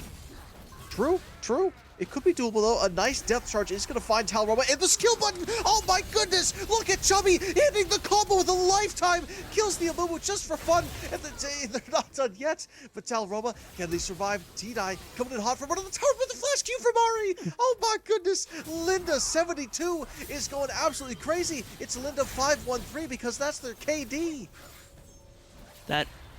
This Ahri is showing up for this game. You know, she wasn't here last game. And all of a sudden, we're just seeing the dominance that this player has. I don't know if it's just Ahri that they have in their repertoire, but whatever it was, they are truly showing why it was a mistake to kind of ignore what this potentially lethal champion was capable of doing, despite all the other laners being, mid laners. Dragon really demonstrating just how capable their team truly is. So much CC being landed onto Pantheon, the Yasuo ult on top of it, just putting the nail in the coffin for this Pantheon top lane. IDK not having a fun time here. After that last game, I can only imagine what's going through their head right now. I think they're blasting music at this point. I don't think, you know what I mean? I think that they're just kind of chilling out here. This is a best of 5, right? And this is an all-star match. I don't think anybody cares, you know, based on the comps that we're seeing. Good point. It's I mean, they're gonna try to go in on Nautilus, but he's extremely tanky, and they only have magic damage. He's sitting on Merc Treads and Hollow Radiance. This guy cannot die. It's a nice Magnet Storm. That was a great ulti by Tal Romo, but it's just not quite enough. And, you know, even though Baron was starting to come back with the Akali, getting so many good kills and a big shutdown, mind you, it just doesn't seem to be enough as Jake keeps on doing it. Oh my goodness. It doesn't quite transition into a kill just yet, but the tower dive, they are going to have to stop. They don't have the tankiest champions in the world, and Jake is like a quarter of his health. He's got to back up. Hold on a second. I believe our names for our teams are swapped. That's Barrett. Is it not? Oh, wait, you're right, because IDK's on Team Dragon. Uh-huh. Okay, so, wait, am I, okay, so then is Baron going off right now? Because Buru was replaced with Linda. Is that right? Okay, wait, you might be cooking up a storm here. So then, a Magnet Storm? So I think Baron is still in the lead then, because Baron won game 1, if I'm not mistaken. No. Dragons won game 1. Dragons most definitely won game 1. This is a turnaround. Like, this is a comeback that is just so incredible. Like, just the outplay that we saw just there, the Yasuo alone, able to get so much value. You know, unfortunately, Lulu being a support, able to get the movement speed off. Yeah. But this feels like it should be the opposite way around after what we saw the game before. Solar Rusher is demonstrating their ability to have some fun themselves after that J4 being played against them. But I mean, it's going about as well as the last game did for them, but the other way around, because they're the ones fooling around now. So we'll have to see. You know, they built this first item. Winsu's item first is just. It's pretty good. I don't know. I'll mess with it. Maybe you're not so much of a believer, but, you know, if you are an attack speed Lulu, I think, you know, maybe next to Nashor's Tooth, that is the item that you want to go, because I think it's cheaper than Nashor's, and it still gives you a ridiculous amount of attack speed if you can keep your distance. And, you know, as anyone, are you really going to be focusing on Lulu when there's a Pantheon there? I mean, I feel like just all the picks in general are going to be throwing off the opponents so hard, and it's tough to say who you should or shouldn't focus. Linda gonna focus Lulu, might be able to get a kill, but again, Chubby hits this combo. I don't know how they keep on doing it. It doesn't end up working, but that's a beautiful combo once again. Extremely consistent on this Malzahar. And the fact they got 4 people down there with them, while, you know, mid lane is falling quite quickly. We'll likely see maybe a Rift Herald here. Like, not too sure about it though. Jake does appear to be in bot lane here. Despite already seeing that angle, we'll see the Pantheon engage. Depth charge does come through, ends up getting hit by the Curse of the Mummy, and it locks down 4 different champions down there, and it will allow them to pick off the Yasuo, who has been quite, you know, oppressive in this fight. LeBlanc still getting those poke opportunities, just because of the kind of champion that she is. Nala's still getting another root off and another big opening that they have here, but this is just a lot going on very quickly. Malzahar getting so much power off with all of his abilities just being so AoE heavy. There's not a lot that this Baron team can do with this Malzahar being so strong when they don't have the ultimates to follow it up. They used all those ultimates in the previous fight to pick off the Yasuo. So with all those abilities down, Malzahar was just able to tear through the entirety of that Baron team, or Dragon team, I should say, because they are the opposite way around. Really just showing not to underestimate the power of their team, that each individual player here is able to do what they need to do, that they are capable of it fully and completely, regardless of who else is around to be able to follow it up. There's a lot of individual skill in this group, and they're really showing it off here. Definitely. Absolutely. Okay, already going to be engaged on here. Is forced to ulti, but is actually going to be looking to go forwards. Chubby has that. I believe it's not the Fiend's Grasp. I want to say it is, but it's just not. I think it's Nether's Grasp.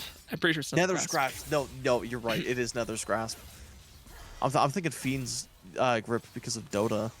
It's not the right game here, but anyway, no Ahri ults available for the next 30 seconds at this point because they do have Malignance. But down at the bot lane, no plays found. Jake almost finding a really nice hook, but it's great to see that Baron is starting to strike back here. Yeah, that's. I'm a little confused. disorienting. That is Dragon. Yeah. Anyway, ooh, nice hook lands. A Mumu getting hit by a charm, able to be followed up. Mumu obviously is a tank. Is going to be able to get through that. Curse of the Sad Mummy does come through onto 3 different champions. Jake does not appear to be CC'd too much because the burst hits does end up losing and falling because of it. Or Akali does get a pick onto this Malzahar, able to get a lot of poke off, but Ahri does come through with that poke of the Q. The true damage does come through onto Akali. We'll see a lot of picks coming through here. It does look like, I think that was Yasuo who got picked off there on that far left side. Nice hook, able to follow through, getting that final kill almost 20 seconds after this fight ended up starting by picking off the Amumu. So that was a lot that just happened there. that was crazy. The only question I have is, Jake, where was the Nautilus early on in the season, man? Clearly, this guy is goated with the Nautilus. He's got to be playing this one more. Granted, he is going up against a Rel jungle, so maybe that does help it a little bit. But even still, the Nautilus is going absolutely ballistic here. And Aaron feeling extremely happy this match. Especially after that last game, they came off very weak at the very beginning and really showing just the amount of power that they have. Buru, if that was, I had heard previously that might have been your last match, so we do wish you the best if it is. If not, please come back by all means. We are very willing to have you back, but just a very unfortunate one at the very least. It does look like they had a lot of fun though. Definitely just jumping in. Malzahar able to pick off that Rel, overextending way too much. And that's jungle down. So we'll likely see Baron taking Baron here, even just because there is no oppositional opportunity this enemy team actually has. Amumu only has a Chaotic Worker. So there's not a lot of tankiness that actually exists on this Baron team besides this route. For sure. We are going to see a little bit of stepping up here. They're going to try the front line. That's another big Curse of the Sad Mummy. Takes so much damage. Hurts so many people. That's a nice ulti from T-Dye, but now the focus is on Linda, forcing them out of the fight. The Baron gets stolen for Baron. Baron gets the Baron. That's very fitting, but Baron is still coming out on top here. Even though they are down in health bars, they certainly got more number. No, I'm wrong, actually. They're up in health bars, up in damage. They've got the Baron now. This is absolutely colossal. Dragon. No, that Smite did come through there. Smite came through there to be able to secure that Baron. So, despite our little confusion there, Baron does have Baron here. Jake ends up getting a bounty here as well. I want to mention that really quickly. He does have Medjai's. Did have Darkseal, and then bought a Medjai's. Getting the power of that Darkseal, I believe it was at 8 stacks before he bought Medjai's. Sure. You might as well. If you're getting that much value out of it, big cleanse from this Lulu. Able to show just why they ended up picking Lulu with cleanse. Unfortunately, does still fall. Ahri does get picked off for it, but they end up using the TP on this Yasuo, trying to save it. It doesn't look like it's going to be enough. A lot of movement speed coming through just because Rel does increase allies' movement speed, which is excellent. So they will end up being able to pick off the Yasuo just because he's out of position after being caught out. There's not a lot of defense at this Baron team ends up having to live through this, and their team is just staggering into this fight. They're trying to make something happen out of a fight that was very, very heavily against them to begin with, but they keep committing these resources, so they're trying to get as much as they possibly can. Jake will find Pantheon here. It'll be a little bit, but it's still IDK, who hasn't been doing too well, and it still is not going to be much value out of it, at the very least. And at the very most, it's still your Baron that you just lost. So I don't think that engage would have been the best. Amumu does land the stun here. Is going to be able to curse the Sad Mummy, but we'll see. Canceled Malzahar ult with the stun of Rel. Unfortunately, Amumu will still fall. So they do end up having these re-engages here. It does look like the Dragon team just overstayed. The respawns came through from this Baron team, and they're able to get all of this extra damage as a result. Lulu getting off a lot of poke, but it's just not enough damage to really merit being focused. Akali comes through because Lulu was being focused a little too much by the Yasuo and the Ahri. And Malzahar LeBlanc fall because of it. Big opening, able to be capitalized by this Akali, getting off quite a nice ult there. And just the value that this Akali is able to demonstrate, being the only person who's actually ahead of anybody, but she's ahead of everyone in this entire game by a substantial 500 gold on Linda, who has been very, very heavily prevalent this entire game. T-Bag does appear to be caught out a little bit too much here. Does not have flash, it's not going to be able to get too much there. Does ult to be able to get a little bit more damage off, but it's not going to be enough to be able to save his life.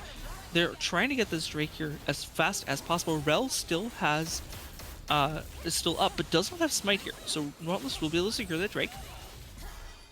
It'll still get a lot of benefit from that gold from there at the very least. Ahri still stays a little bit longer, able to get the kill onto that Rel, just with that Spirit Rush. Ooh, Amumu missed the bandage toss onto Linda and ends up most likely falling here, but Linda will fall as well. Just this Akali damage that she has. But it's not going to be enough, even with the wild growth.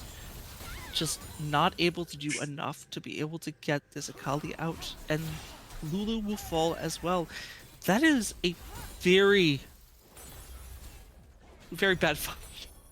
I mean, I don't know how else to phrase it.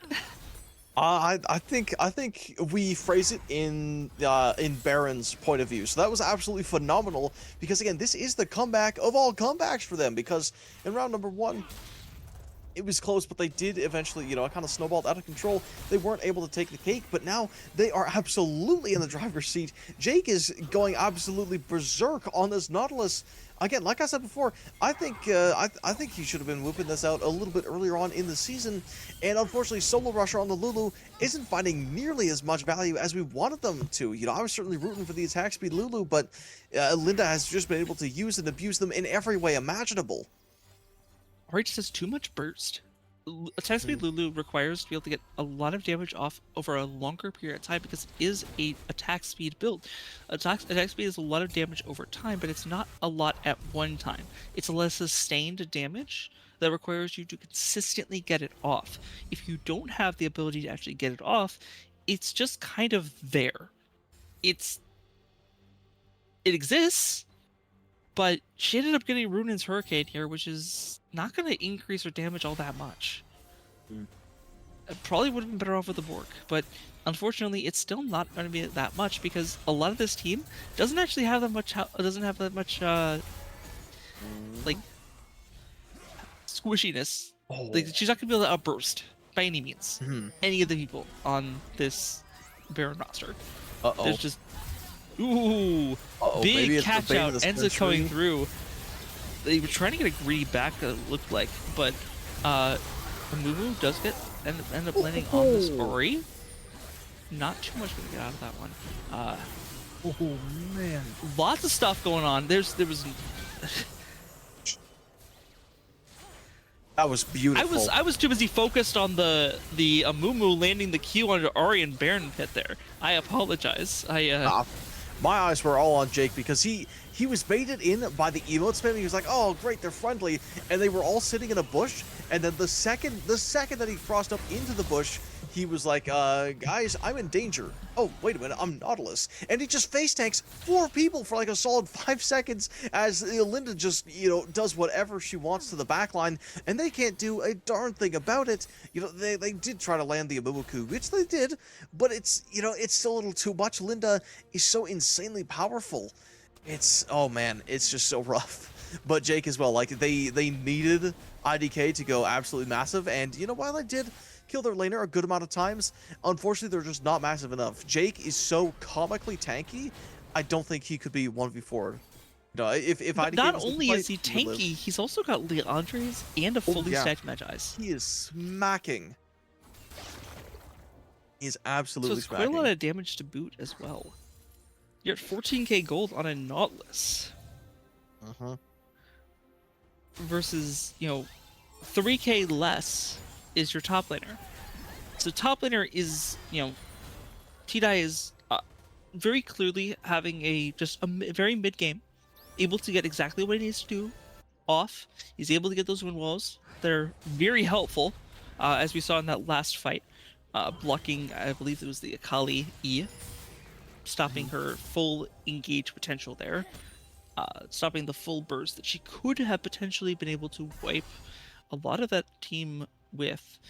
So there's still a lot of value that comes through with this Yasuo, even without him being overly oppressive, like we are used to seeing Yasuo typically be. Right.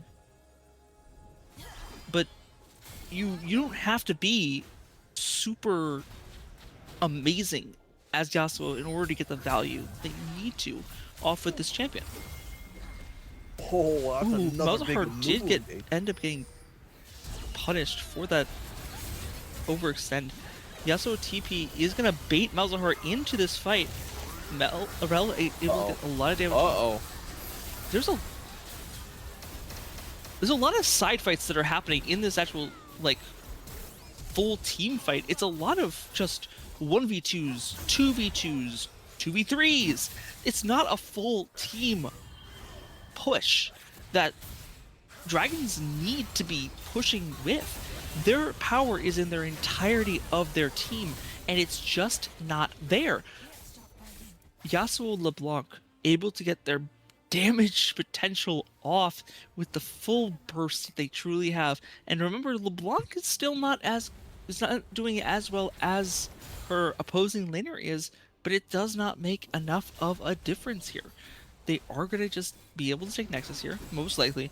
I feel pretty confident saying that this one's supposed to be over here. I'm pretty sure Baron has indeed won this, unless the Amumu. Never mind. No. I was gonna say unless the Amumu can go absolutely bananas and Dragon all disconnects for a solid 5 minutes, I don't think that Baron or Dragon had a chance at winning that one. But man, oh man, what a second game! Whew. That was pretty crazy. I won't lie to you. You know what? If we take a look at these items here, again, I think a lot of it genuinely comes down to Jake being completely unkillable because the jungler has, arguably the most impact in, out of any role in the entire game. You shut down the jungler, you shut down quite a lot of, gank pressure from absolutely, it affects all 3 lanes. And with Jake being so monstrously fed and so monstrously tanky, they could not shut him down. So he was just diving. He was hitting hook after hook after hook after hook. He could not have been stopped. And again, even though he's playing a full tank jungler with, not the fastest clearing in this game, it's deceptively fast. He's doing more damage than his double mage bot lane. He's only been out damaged by his Ahri, who went like what 16-2 with that game. Something crazy like that. But he did buy Leandres, to be fair. It's That is a enormous. percentage of maximum health. He's- That is a percentage. I feel like a LeBlanc, an assassin or a mage that has, damage over time and an ultimate that's, deals a percentage of your health, or at least it certainly feels like that. Or even the assassin top laner would be able to out damage their jungler. But no, I guess Leandros really is putting in the work. Either that or Nautilus is just sleeper OP in terms of damage. I mean, I don't want to dismiss his damage by any means. He is very, very strong. His base damage values are very high. His AP ratios are extremely high, and nobody ever plays him AP because it's just better as a tank. And we Yep. saw it there. Like, he gets the value off with the tankiness without having to build the full AP. He still has the damage potential that somebody like an Allstar would never be able to compete Mhm. with. Absolutely. And Although, All-Star Jungle could be interesting. I don't think that's where you were going with it, but like I would want to see All-Star Jungle. I think it'd be horrendous. I don't think any team would ever like to do that, but it could be there. Could be an option. Regardless, we Allstar was actually the first jungler that was ever played. really We'll see here. Uh, I believe the score is now 1-1. I'm pretty sure it is. hmm. Jarvis, we will need But a fact check going on here. What's happening? Was that the comeback of the century for Baron, or is Dragon set to take game number 3 as well? Because game number 1 was a little rocky. Game number 2 was very, very decisive. So Dragon, is it your time to win it all, or is Baron gonna have the siege of a lifetime in this series? it'll it'll be interesting to see if this the same bands are coming through like for all of these games. It's the same Jinx Misfortune that we saw before. They're hovering this Darius band, which is new, to be fair, but the Mbessa is nothing new for them. Mm-hmm. Very, No, very I'm pretty true. sure IDK is on Dragon, so that was Baron winning that fight. So then are we 1-1 here? I believe we are 1-1. Yeah. Okay. Okay. I'm a little confused myself. Listen, the point is, it's game 3. We've had a lot of flip-flopping of, comps and champions. We don't really know what's going on with the scoreboard, but that doesn't matter. All we know is that game number 3 is set to be a doozy of a match. And it all depends on who is going where. Because at this point, I don't even think a fortune teller could tell you which champion is going into which roles. But my main question for you, Rebecca, are there any champions you're hoping to see in this match in general? You know, there are a lot of fun champions in this game. A lot of fun little Mhm. annoying picks. Like the Singe that has been repeatedly banned this entire game Oh matchup my goodness! has just been selected. Listen, I don't want to call it too early. That is a top lane singed. I think. Wait. Okay, hang on. Let me double check. Okay, so this is Baron that's playing it. Let me check. No, it might not be top lane because I was gonna say IDK loves Singed and he would absolutely play it top, but that is IDK's Baron's. Dragons. Yeah. No, Dragons going on for the Orianna. Interesting. Based on how we've seen Solo Rusher play the Lulu, I think that the Orianna is a great adaptation because they could still keep a lot of distance, but now they have a lot more team utility. And you might be saying to yourself, Lulu's kind of built for team utility, but nah, Orianna is a step ahead because of that command shockwave. And with a Ooh. Rengar online as well, not only is that some insane burst, but that's also a very easy way to get a ball onto, 2 or 3 champions. Rengar jumps in with ulti, has the ball on him at the first place, and then boom. It's a huge, huge benefit. Or So huge shockwave. Baron last game ended up picking basically all mid laners, but not less. This game it appears they're going for top laners. Hmm. Interesting. Singed, Vayne, Jace are all traditional top lane champions. So obviously they're not all top lane. the response of the That Zac is here, kind of nutty. I messed I with this like it. draft. I think I that's like it. top lane. I'm pretty sure that's top lane. It could be jungle. It could be support. It could be support. That is true. I haven't seen Zach support in a while. A bit of a funny story.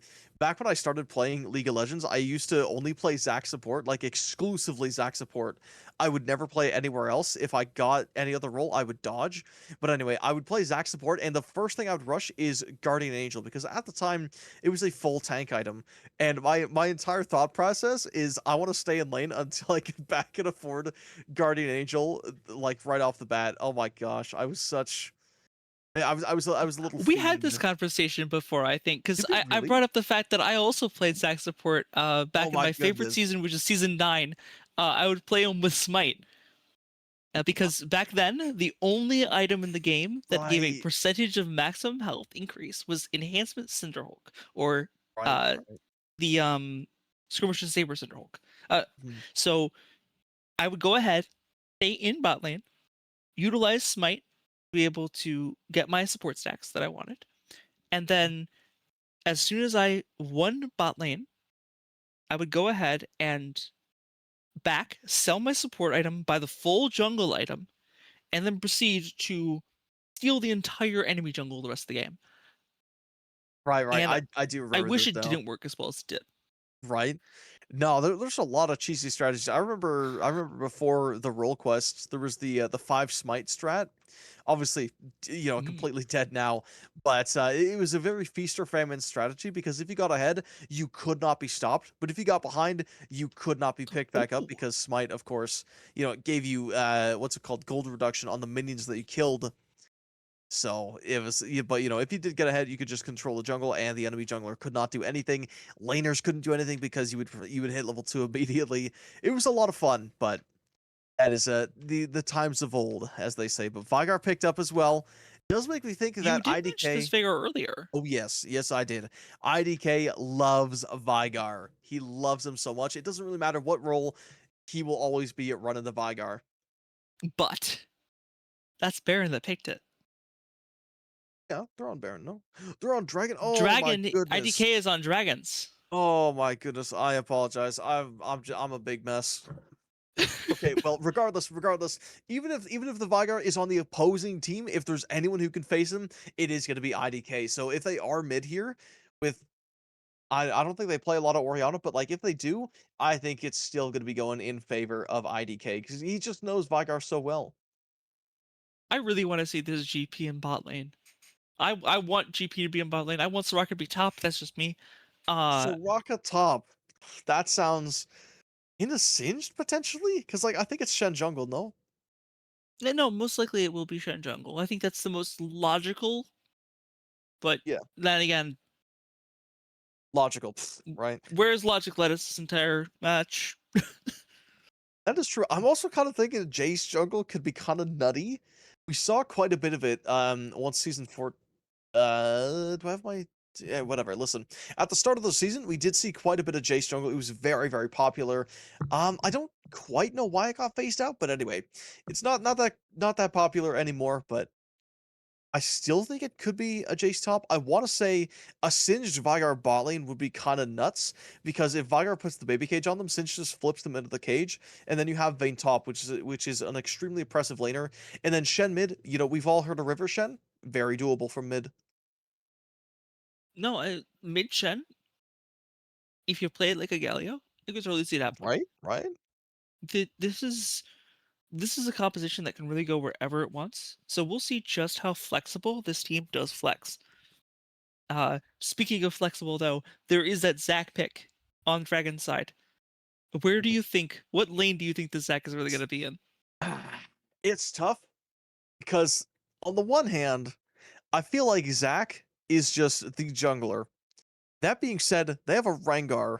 Now, I mean, Ringer could be top. unironically, I think that Soraka Rengar might not be horrendous, right?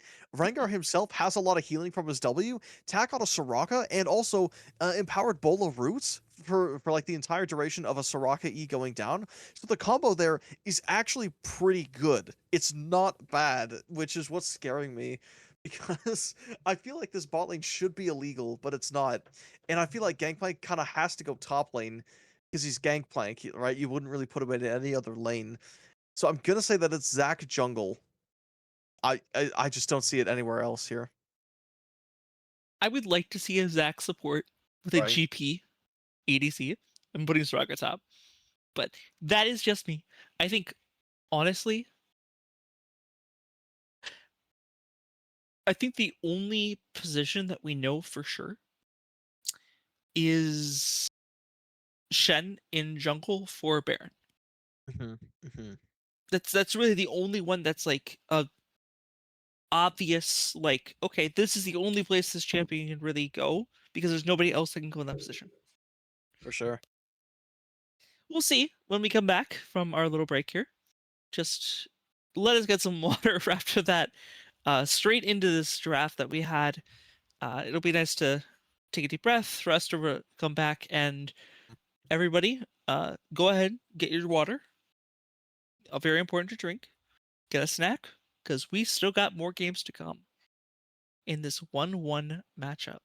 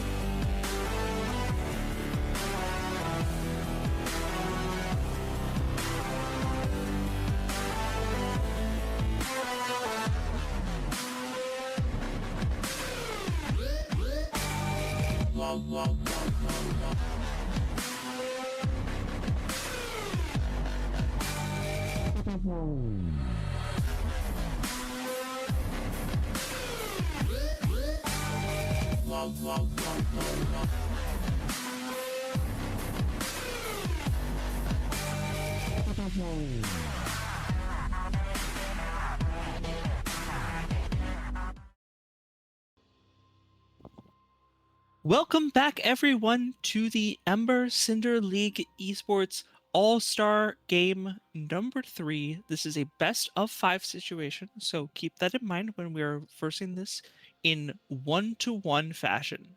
For our first 2 games, we had quite a bit of eventful situations happening, but both games were very one-sided. It wasn't a very back and forth all too much, but we'll see. Especially with this coming game, I'll be joined here with Deadly, a player who was previously participated in this league. So Yeah. what? I'm curious your take here. We have a singed in jungle. I don't think I'm used to seeing the Singe top lane and just being a rat and proxying every single wave. So it's interesting to see him in the jungle. It'll be some pretty interesting gank opportunities with him. Just flipping people back when they try to get away. You know that the ground definitely has that little extra oomph that might be necessary for these fights, but Vayne against this Zac top lane will definitely be a matchup you'll want to watch because this is very, very Vayne typically favored. We'll see a Jace as our ADC here, which is something that used to be run pretty often back in the day, many, many years ago. I don't even know if anybody else remembers it. As before my time, I can tell you that much. I've just seen it. I've just seen it in, you know, LCK and stuff like that. They're playing J spot lane, so it's new to me. So It has a lot of value with that cannon form, the W max, the attack speed that he gets from that W. Typically you'll go like a lot of burst, but like also Trinity Force and Conqueror. See the flash comes out from Zac pretty early on.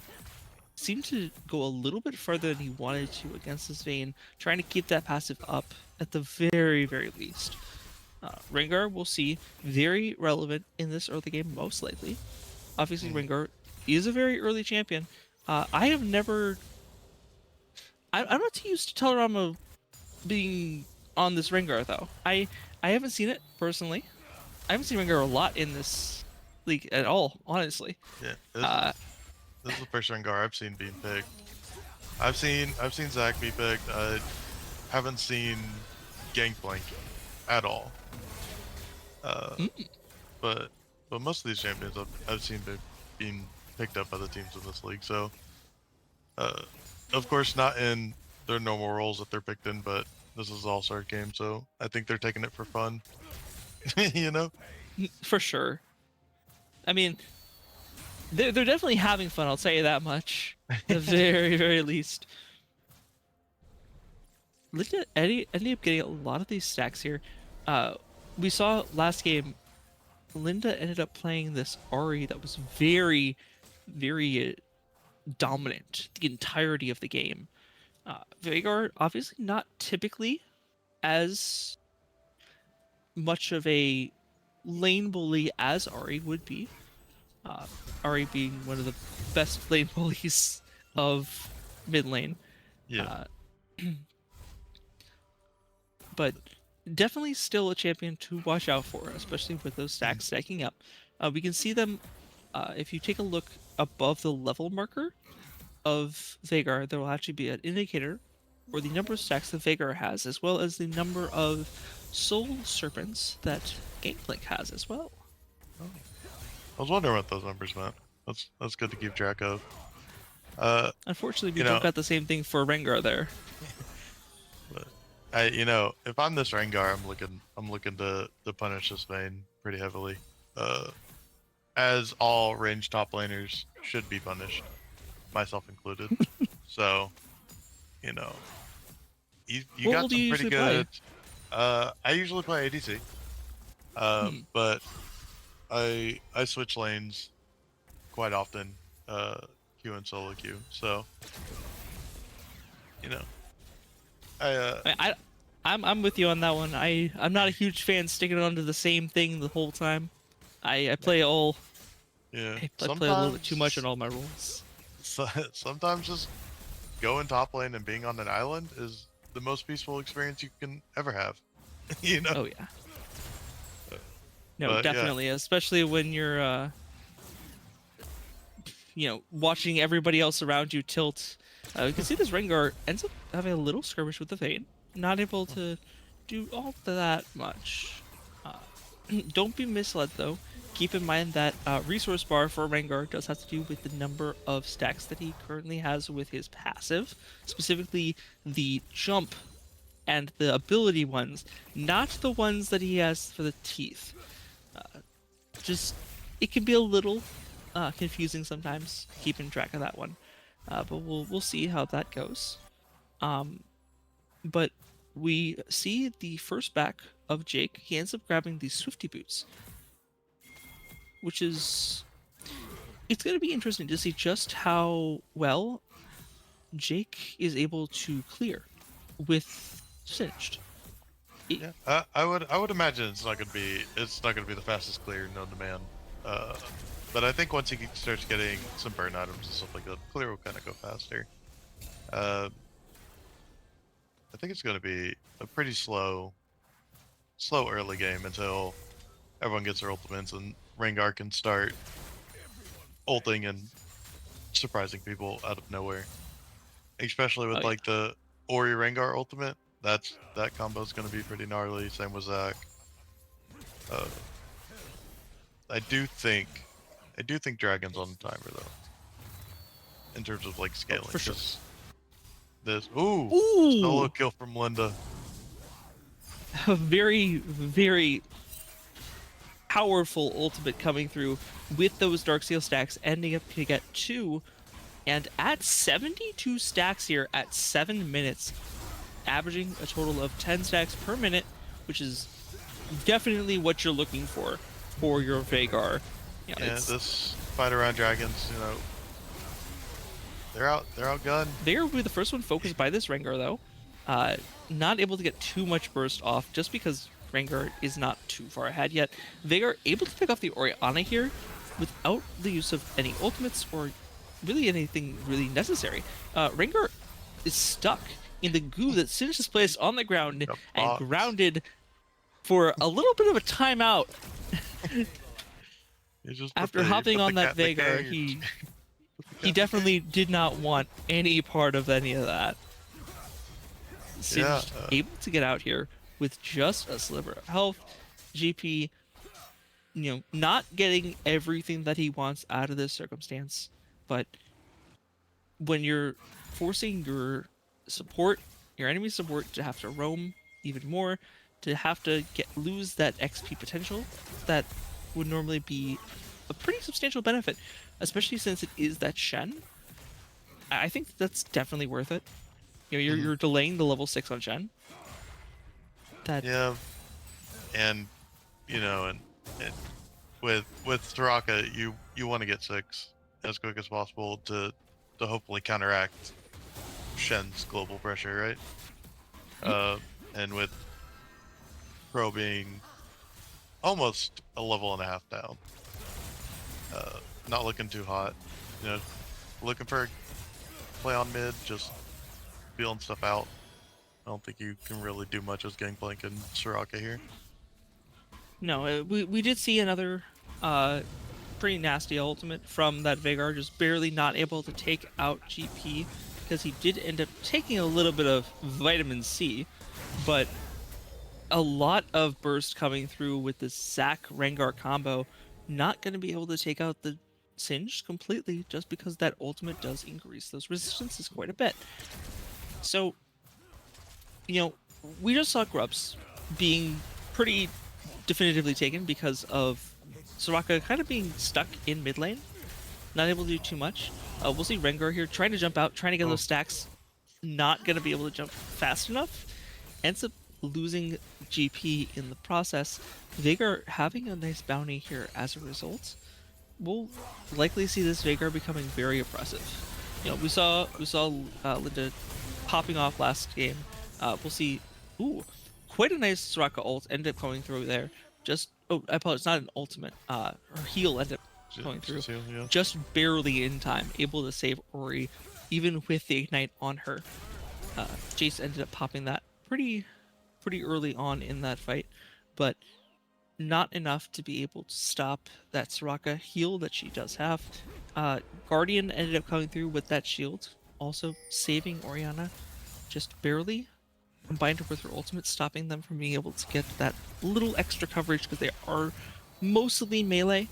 Jace obviously is both, but again, that goo coming out for the Singe gank, able to get off with the Vhagar ult yet again, getting Linda to 128 stacks at barely 11 minutes. This bye guy is gonna start doing some crazy damage. like this Gangplank, I respect the amount of fighting this Gangplank's doing in the face of this bye guy, but at a certain point you just gotta know you're not hands dipping the amount of damage that Linda's putting out right now. Nah, he is evil. Stop laughing, because you're gonna forget it, and it's gonna come back to bite you. Vhagar Cage able to cut off this Rengar escape again in the same exact situation. It's still in this tri-bush, and it's still able to get off so much pressure. Soraka barely living, just with that Ori shield, able to keep her alive. Biscuits saving her life with a literal sliver, and just, she's not level 6 yet. She doesn't have Wish, so she's not able to get the full potential that she needs for these team fights. And they force her to back yet again, so she still doesn't have it even to help this Zac right now in topside, who is going to be knocked down, at least with the passive, during this final hour that Vayne has, and most likely she will be able to kill Zac here. We'll see Flash come through from both sides. Bramblevest able to do quite a bit of damage here to Vayne, not going to be able to fully kill him, but Rengar does have a little bit of potential here. Maybe ends up jumping out here. We'll see him definitely go for this gank at the very least. It's a question of, does he actually get the kill onto this Vayne? And he will, with the smite coming through onto Vayne for the final blow. Little... we saw that, Rengar. We saw that. I mean, I respect Rengar it. ended up... I respect it. Yeah. It was well done. It was done. We can see Rengar actually does have a visible indicator for that number of stacks he does have as well. So we just couldn't see it when it was 0, which makes sense. But he did buy the Umbral Glaive here. He had it last fight during that last little engage we saw. GP, despite being a little farther behind, still getting his mid lane quest done in a normal amount of time, and ahead of every other person on his team for any quest. So we'll see the purchases end up coming through here. First items being bought by everybody here, pretty substantially. Obviously, Linda has already bought Rod of Ages, 3 minutes ago, so that's already stacking up. So, you can just tell Linda's playing this for the long game, for sure. For sure. And I mean, with Vygar, you're always looking to go long, especially when they do have heavy bursts coming from the side of dragons. That Rod of Ages is giving you a bunch of stats, a bunch of health and stuff like that. So, it's good to have and to hopefully not get one shot, but you have other carries. You have the Shen to protect you. You have, we're looking at a fight. IDK getting run down by the Vayne. It's not looking too hot. No, there's just too much zone CC that this Baron roster actually has. The little goo that Singed happens to be able to put down on the ground, doing so much to counteract this Rengar from jumping, from Jax from jumping. They're just you have to play around it. Linda going to be able to get this kill onto GP, but does end up falling to minion damage, unfortunately, just barely. I think it was Deathfire Touch, Gangplank. Oh, you're right. GP does have Deathfire Touch. Yeah. I think it was just it was 3 burns on top of him. So, really hard to survive that without, a bunch of potions and a heal. So, good for GP to be able to find that kill after not having the funnest time in lane against this Vygar. No, definitely not. Especially when you're down that much gold. That little extra oomph is definitely going to make a big difference, especially when you're the only person who's actually above 5k gold at the 15-minute mark on your team.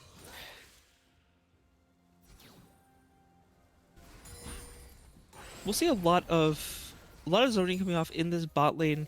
Not really much to fight over though. So we'll see just how much value they actually get out of this. Rengar ends up coming through. Keep in mind, he's looking for those stacks. Orianna ults, but misses the combo. Shockwave was dropped. Soraka is going to be punished for it as well. The Rylai's are, not Rylai's, but just the slow potential that Jace has able to put out onto Soraka. Not, unfortunately, able to fully kill them, but Jesus Veigar coming in with another ultimate. Unfortunately, GP does fall, and there's just not a lot of capable... Yeah, TP coming through with this Vayne. She is going to come through, but not soon enough. Veigar just able to kill that Zac so definitively. It's not even close. Rengar able to get another kill here. He's able to get the resets off and using those bushes to his advantage with the heals of the Soraka, able to get the double kill, and a lot of value from that. That is the turnaround that they are looking for. Will it be enough? Who knows? But we will find out soon enough. Condemn comes through onto this Orianna, and with the toss from Singed, it's not going to be able to be any way of stopping that one. Ori falls yet again, unfortunately, but the value that you get out of that last fight, the 2 kills that Rengar ended up getting there with 2 additional stacks, is enough value to definitely make up for that Ori falling at the very least. For sure, for sure. You know, Rengar's getting his little necklace bejeweled right now. But you know, I don't know, this Veigar, I don't think that TP from Vayne was needed. This Veigar can just probably 1v5 this lobby if played right. Oh no, definitely. Good little scuffle in the bot lane for the Rengar, and them to just get some kills, get some gold, try to stem the the bleeding from the 7k gold lead that they're up against right now. I didn't even notice. Yeah, 7.3k gold differential here, 13-4. There's no objectives here on the side of Dragons, and we'll see. Zac is pushing up pretty substantially in that top lane. They are likely going to get this Rift Herald, but it is a little low, and there's no smite coming through. Linda able to just control alt-delete on that Orianna.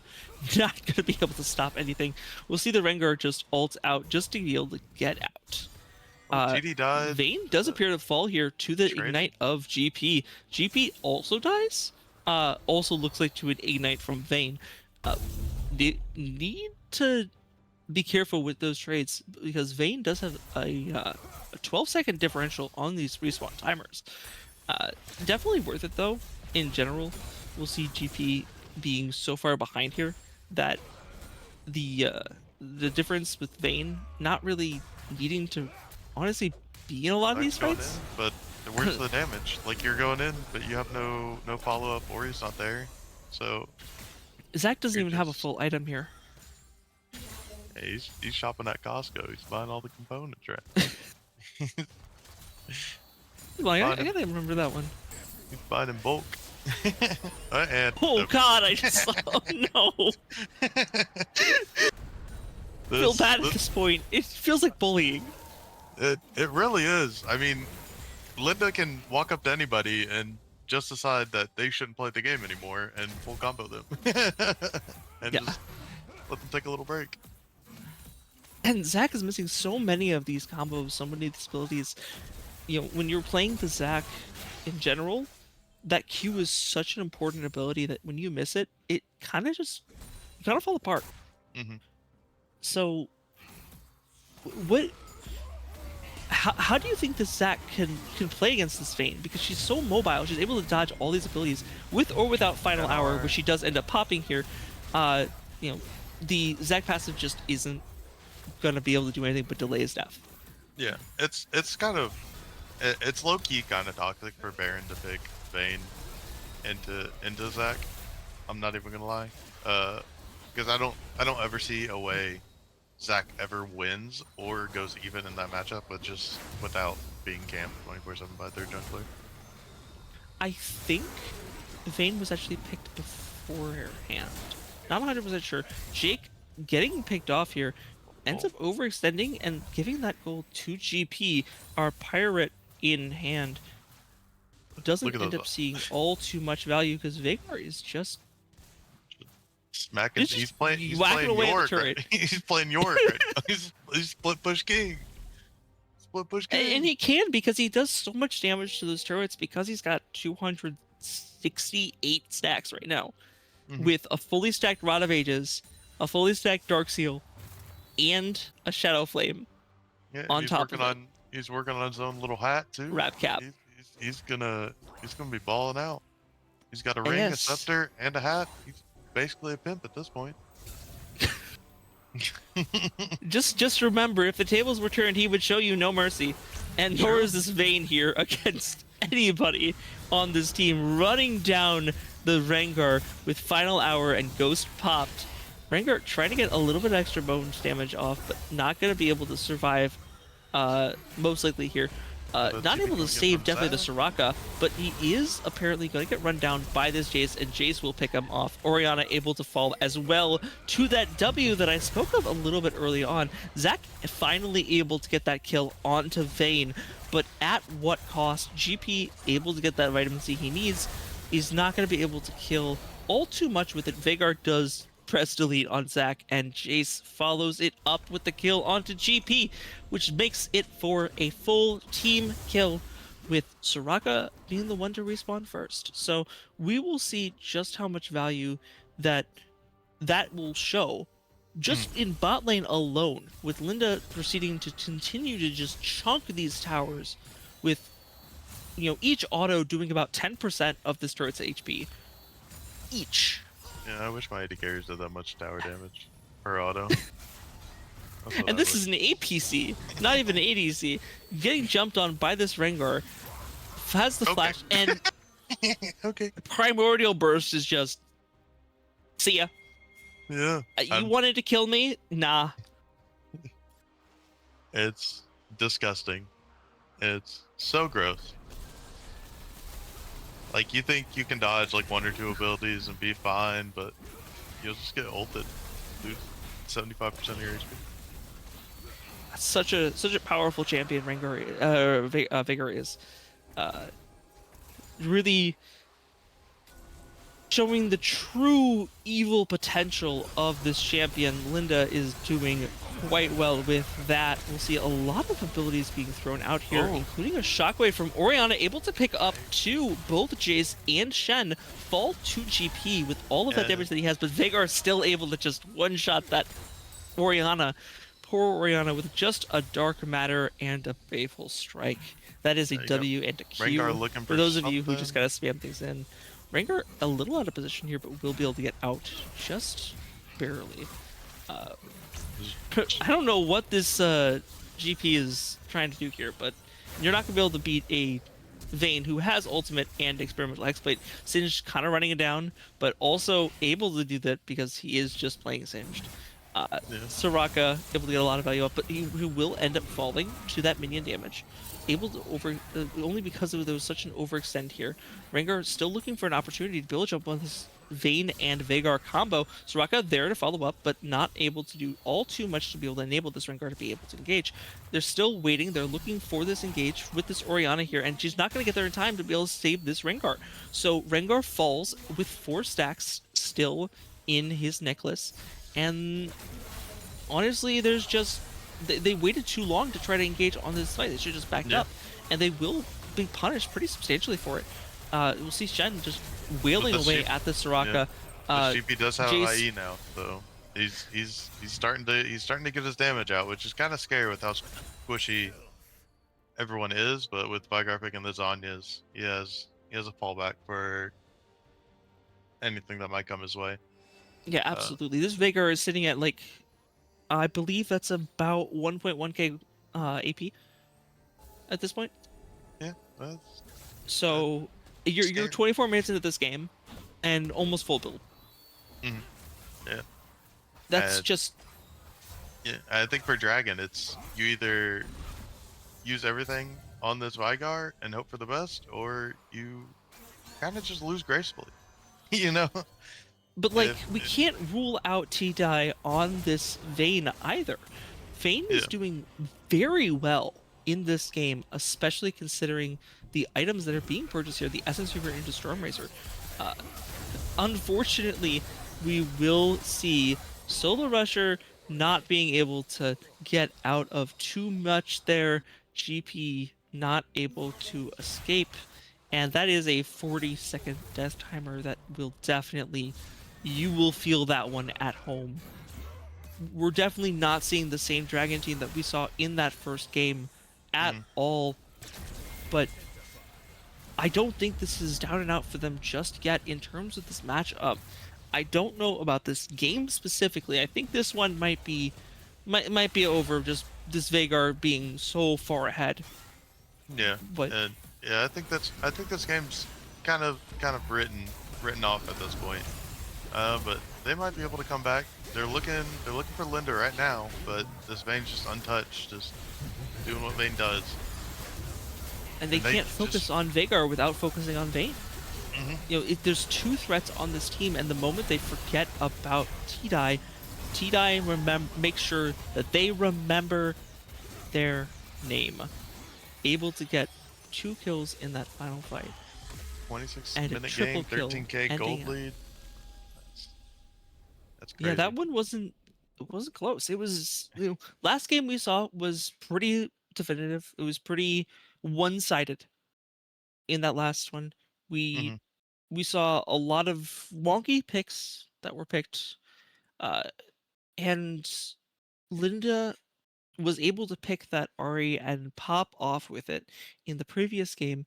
We're definitely seeing the sheer impact that this one player is able to have on the entire game, and truly why this player is an all-star player. For sure. Serious snaps for that game. Yeah. Just playing in this league and stuff like that. Linda was, I want to say, one of the better mid laners in our league. So definitely, definitely deserved to be an all star and playing this well. Absolutely. Well, that was a very uh very I want to say that could have been somehow scrapped together to be, but Jake really showed how powerful Singe can be in jungle. hmm I think that pick alone made such a big difference, especially in that early game. It helped enable that Veigar to be able to get ahead in the first place. So, how do you shut down Jake here? What do you You think? just you have to have smart plays with Jake. Um, Jake's really smart when it comes to the game.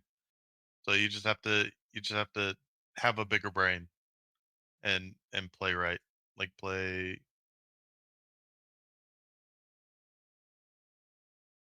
uh, just play Well, play smartly. You have to play safe. You have to track him.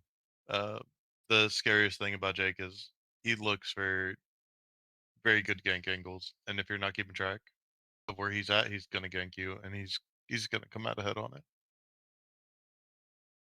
Well, with that, we will take another break here going into this fourth game.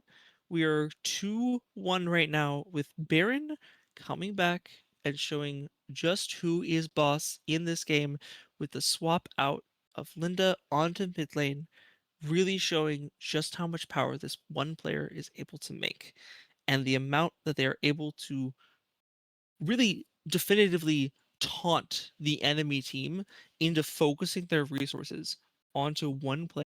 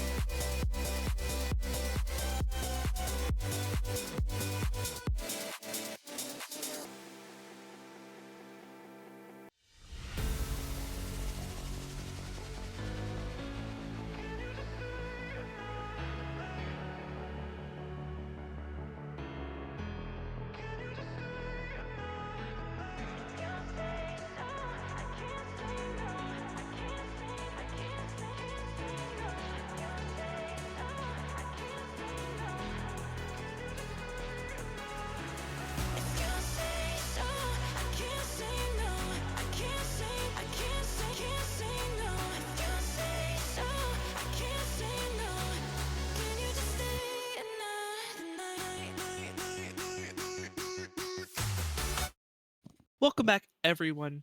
It does appear that there was a little bit of a miscommunication from everybody who was involved here. But that series that was supposed to be best of five is ending up going to be cut through on this best of three Wait, hold on. Is this a draft I see? What's happening? Hold the phone. There is a draft currently going on. I thought this was going to pull off on a best of three, but apparently we are looking at a draft here of Baron and Dragons going at this yet again. So there might be a couple roster changes here on the side of Dragons, but we will see just how much change there might be in this following game. There was a couple miscommunications that occurred between both teams, but I'm glad that there was I'm glad they were able to solve what was going on. It seems like there was, you know, uh, a little bit of a rough patch, but at the end of the day, this is an all-star game, and I think everybody is here just to enjoy and have a good time. So at the end of the day, just here to play some League. Mm-hmm. It's all about having fun, you know. Especially during Absolutely. an all-star game, there's nothing on the line except for whatever bragging rights you want to have. But you know, it should just be for fun. I mean, I get it. Pride can be a really strong thing. We all have moments. This is League of Legends after all.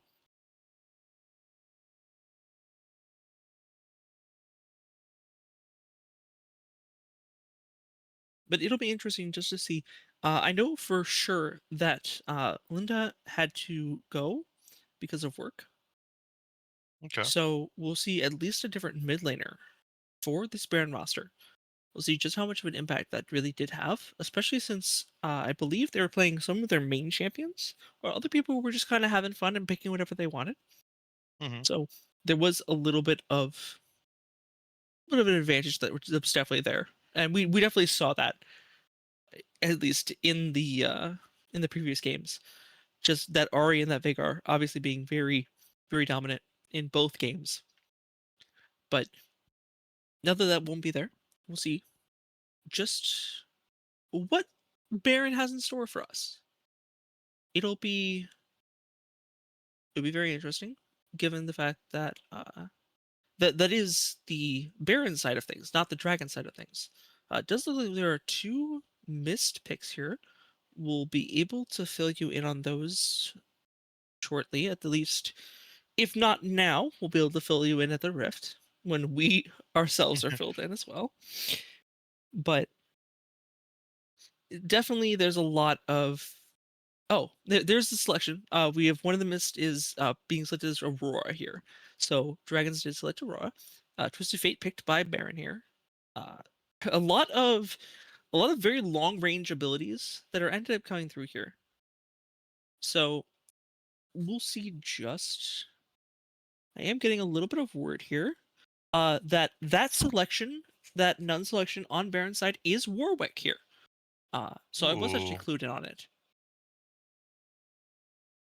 enjoy a Warwick little bit ended up being of, selected. well, enjoy a little bit of the dog, you know. Oh yeah. And the set response. Interesting call, but a lot of engage from this Dragon roster. A lot of engage, a lot of very team fighting. Um, with the set, the volley, and the Aurora. Uh, the Definitely Fizz, a okay. response to that Warwick Scion at the very Mm, least. But nothing's I nothing's know more fun I than need a moment to recuperate myself. I nothing's more fun than having your beefy tank frontline be used as a weapon against you. no, that's but that's what Set does. Set is the kind of person who likes to make people realize that they are not as safe as they think they are. So we will see as game progresses just who will be played in what lane. Because at this point, anybody knows. I don't even think the teams know as they drafted them. Yeah, I don't think anyone But we knows who's will going where.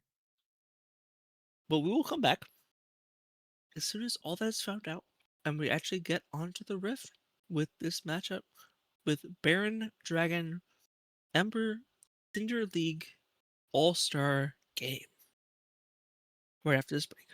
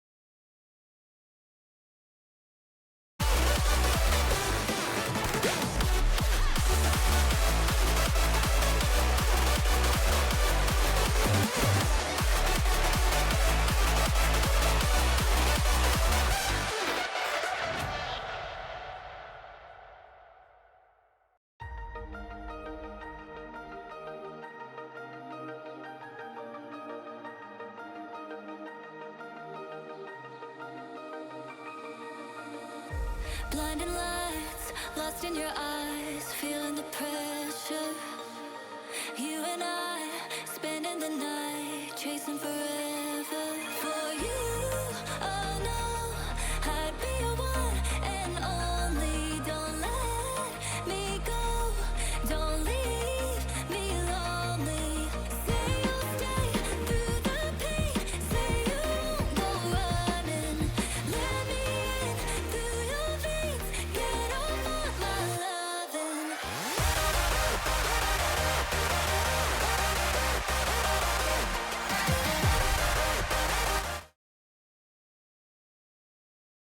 Hello, everyone, and welcome back to Ember Cinder League All-Star Match. This is 2-1 currently in a best-of-5 situation.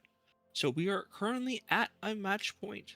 However, with that being said, we do have a couple changes that are coming through. We have a new, practically entirely new Dragons roster here. With the exception of both top and the ADC here. But early stun coming out, or early roots coming out at the very least, from that Morgana onto Scion support here. Quite an interesting choice here with this Akshan Scion, very close range at the very least.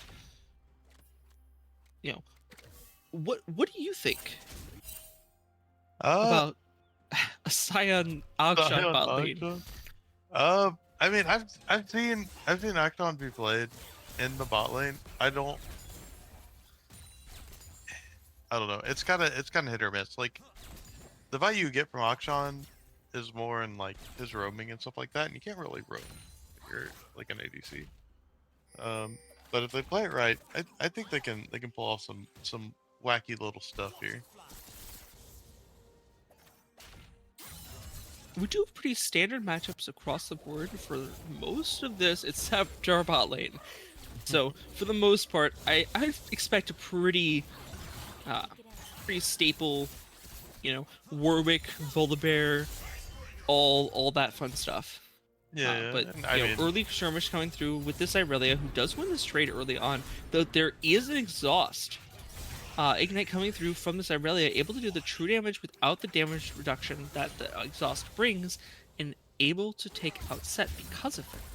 Does get punished for using that haymaker early, and as a result, is going to get picked off for first blood. You gotta be careful of this Irelia, champ. It gets too many kills, gets too far ahead, and it gets sketchy real quick. Especially when you're running a PTA on set. Yeah, I understand wanting to go for the kill lane, but I don't think going for a kill lane into an Irelia is a very smart choice. We'll see just how much value they end up getting out of it. It's definitely, I mean, I play a lot of Irelia myself. I hate versing Volibears as Irelia. You just don't win. So if this Volibear does gank, I do think that there is a potential to see a pretty big swap in terms of just the situation that this game is actually going on. A lot of bursts coming through. This Akshan not able to do too much here. Is quite low. Flash Ignite coming through from Aurora, able to take out the Akshan. We will see Warwick fall here. Looks like there was some kind of skirmish over that Scuttle Crab. Warwick didn't end up getting it and fell as a result. We'll see Aurora doing a lot of that burst potential that she has available to her. 3-man fight on this TF. They really don't like this. Linda did a lot of input on our past 2 games. We had mentioned it before. Clearly, there's some animosity. There's some animosity towards Linda right now, to say the very least. But there's definitely going to be a little bit of focus on this TF. I'd be shocked if this wasn't something that occurred again. Yeah, for sure. I think after the the Vigar game and then the Ari game before. I think Dragons wants to put Linda down a couple notches this game. For sure.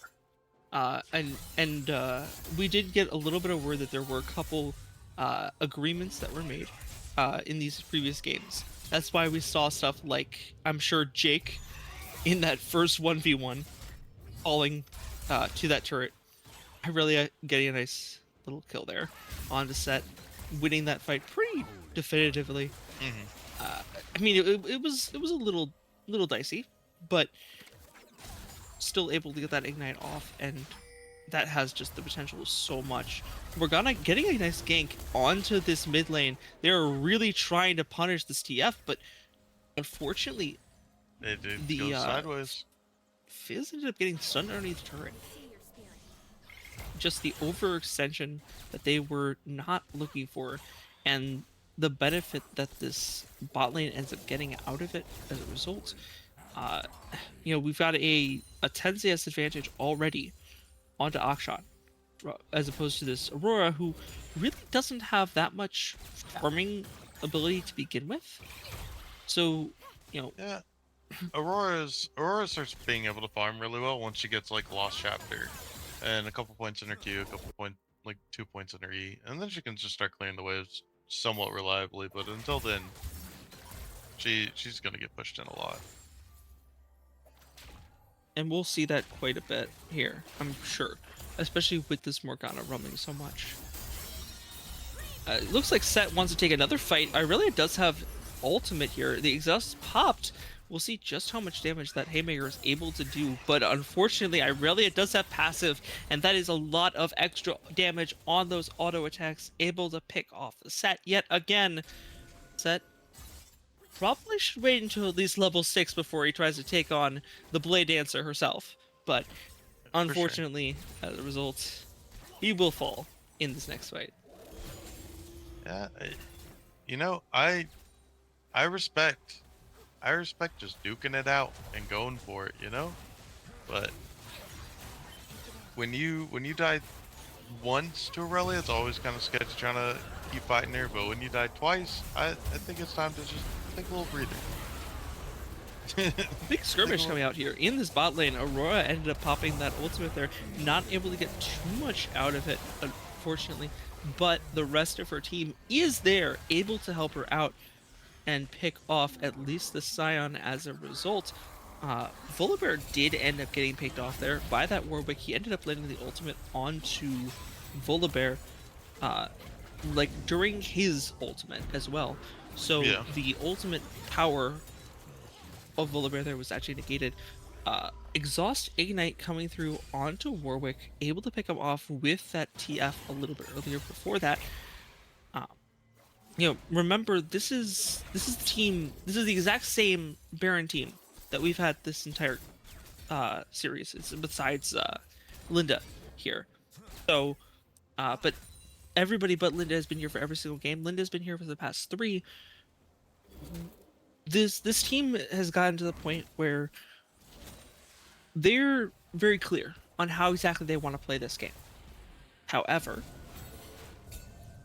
this team, I've noticed, actually has quite a few members of, I believe it's the KOK roster. So they're also very used to playing together. It's not as if this is a new roster that is like trying to be scrapped together just for Allstar.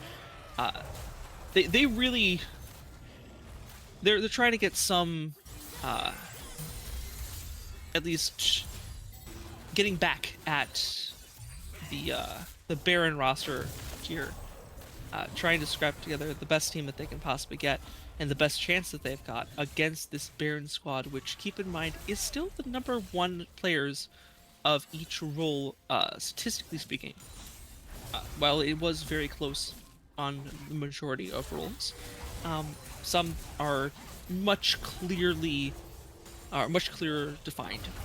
Yeah, as for sure, the best for sure. in their role.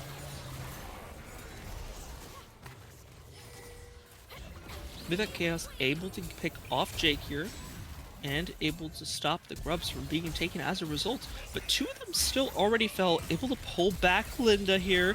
You can see just the amount of ill Yeah, priority that Linda is covering here. Will have been able to take off the Morgana at the very least as a result. Irelia showing just how much power she has, able to take out the set yet again, but that's all she got for it. And she ends up falling to Lilia as a result, or Lily as a result. And that shutdown does go to the jungle. We'll see just how much ability that Volibear utilizes out of the amount of gold that shutdown gave from Irelia. She is so far ahead of this set that I don't think that will be an issue by any means. But For how sure. much the Volibear himself gets the benefit of that kill, we will have to see. Yeah, and Aurelia can do some crazy like 1v5 stuff and stuff like that, but as you were saying, this Volibear is, I want to say, kind of a hard counter to Aurelia. Fortunately, for this Dragons roster, the Aurora might be behind, but she's not behind in gold. There is a 40 or 35 CS difference in that bot lane. However, Aurora has plenty of kills to make up for it. Set showing just how powerful this champion really is, able to get the benefit of the Volibear, but there's so much turnaround potential that Aurelia has. Unfortunately, it's not turnaround enough. TF ends up picking off Morgana there during that little skirmish as well. I'm guessing Morgana tried to get some kind of gank onto Linda yet again, not able to get the benefit that they were looking for. And, you know, how much do you want to focus this player before it becomes not worth it? Well, at least it's not that much right now. I think right now you're good to go. I don't think they care. I think they're gonna keep focusing Linda just to spite Linda in itself, you know? I think they were absolutely. they're just fed up and they really just want to get some payback. Can't really blame them.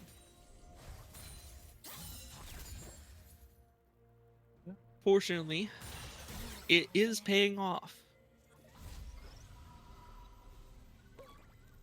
There is a 1.5k gold differential here coming into this next Drake, being most likely taken by Dragon's side, just because they do have that advantage on Drake. Warwick does appear to be conceding that Drake as well.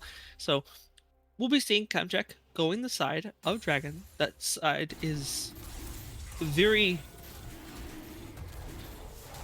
They're better off, honestly. Like, if you're taking Chemtech Drake here, I think you kind of... You're happy for yourself. This is two rosters that really utilize Chemtech Drake a lot. Yeah. There's a lot of healing and shielding on both rosters, and being able to take that creates such a big advantage for your team that you just feel really good.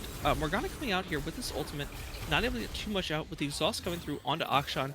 Again, she's just really out of position here. Just too far forward. She doesn't have the damage that she's looking for, and doesn't have Zhonya's, so she is going to fall here as a result. Nothing really being used by the Brayron bot lane. You know, both ultimates still up for Sion and Akshan, most likely going to be utilized here. We will see Volibear coming around on this flank, able to get a lot of potential out of this. Sion doesn't get the Q advantage he was looking for, and Akshan will fall because of it. There's just too much burst. TF ultimate does come through, with the TP come through also. We have a lot of burst coming through, but there's not enough. Sion does appear to be able to get through, but TP from the Irelia, able to get the final straw on the camel's back. Unfortunately, they will lose a lot of mid lane for it, but it's still... Yeah. They're picking up value on their Aurelia again. I think Dragon just went too hard to try to get the Scion. I think they should have been happy with the Akshan kill and just got out. Most definitely. There was a lot of overcommitment there. They don't have the damage that they're looking for. Morgana doesn't even have a full item yet. So they really kind of overcommitted to a fight that they didn't have the ability to win in the first place. One thing that I do notice here is that Linda ended up getting another Rod of Ages for the third game. No, I apologize, for the second game in a row. They did not get one on RE. But they saw a lot of value coming out of that item in the last game. So they thought, hey, why not? Let's go do it again. Yeah, I mean, Rod's good for scaling in late game, like with the stats it gives you and stuff like that. And plus, if you ever are a level or so behind, once it stacks up, you know, oh, Linda's in trouble again. Oh, no, most definitely. There's no escaping that one. We have a lot going on there. Actually, there might be a little... No, never mind. No, there was a little moment there that it looked like maybe Linda might have been able to get out, but then Oh, Jake's also might be in trouble here with the dive coming in from 4 of them. no, I don't know why you would go into a 4v1, but it did look like Lily kind of accepted fate there, letting them die there, just to the turret, trying to take it up to be able to get Jake killed here, but it was not able to get done, so that death was kind of in vain. And while this is happening, you know, T-Dye's chilling up top lane, taking a tier 2, just living his best life on an island right now. No, T-Dye has been doing very well this entire... Even the first game when they lost, T-Dye was kicking butt against IDK. In that top lane, we had the Syndra versus Camille fight, with Camille being a prevalent fighter in the entirety of the game, despite being behind. She ended up coming up farther ahead than anybody else on that team, and was the only positive laner out of the entire Dragon squad. So, or I apologize, the entire Baron squad.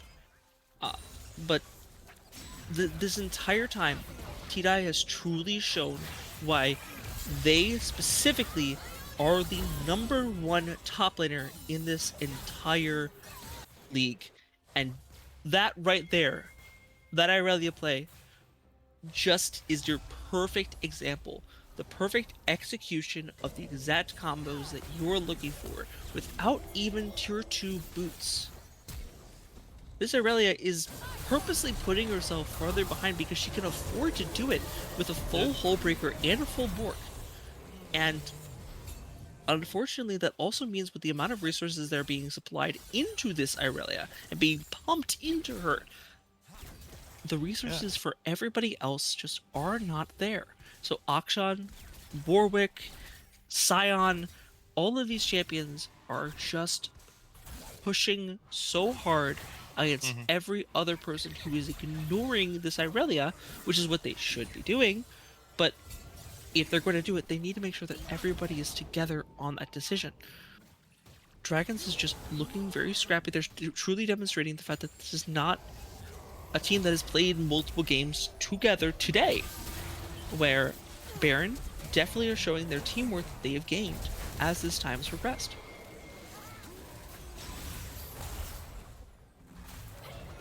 TF trying to find an opportunity to be able to get out here, ended up ulting, but getting stunned by that big Aurora ult, able to stop that Linda from getting out. Set ult coming in from behind, able to pick off the Sion, but not able to do the damage that I was looking for. Irelia a little caught out here, does appear to be falling here with that Haymaker, ends up doing quite a bit of her health. She's not going to be able to live through that kind of 1v5, that's for sure. Not when all of her abilities are down and everybody else's are up. You can see Irelia actually fell there with her ultimate still up. Sion will also fall. We'll see passive, most likely doing a little bit of damage here, at least to the set, but there's not going to be too much getting out of this one. Morgana does get executed here. I don't know how that happened. I missed that. Must have died to turret. But that is not a kill that went to the side of Baron. So this is definitely a different kind of play that we were expecting. Irelia ended up getting picked off there early on in that fight, so there wasn't a lot of value that Baron has other than T9 themselves. So this Dragon squad is still ahead, but they still have the ability to fall if they underestimate this Irelia. Unfortunately, that last fight, they definitely did not. We do appear to be looking at a Flash on set getting Linda, picked off and here, then a little out of let's- position. let's- Trying to Let's get a kind little of too much. do a TikTok clip. Yeah, wanted to get a little bit of the Scion action there. Unfortunately, got the Scion Fist instead.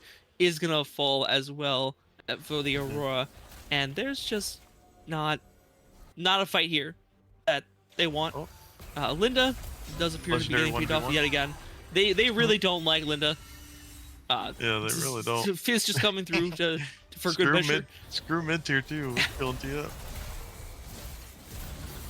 I mean, hey, you did a gentle person's handshake before your game.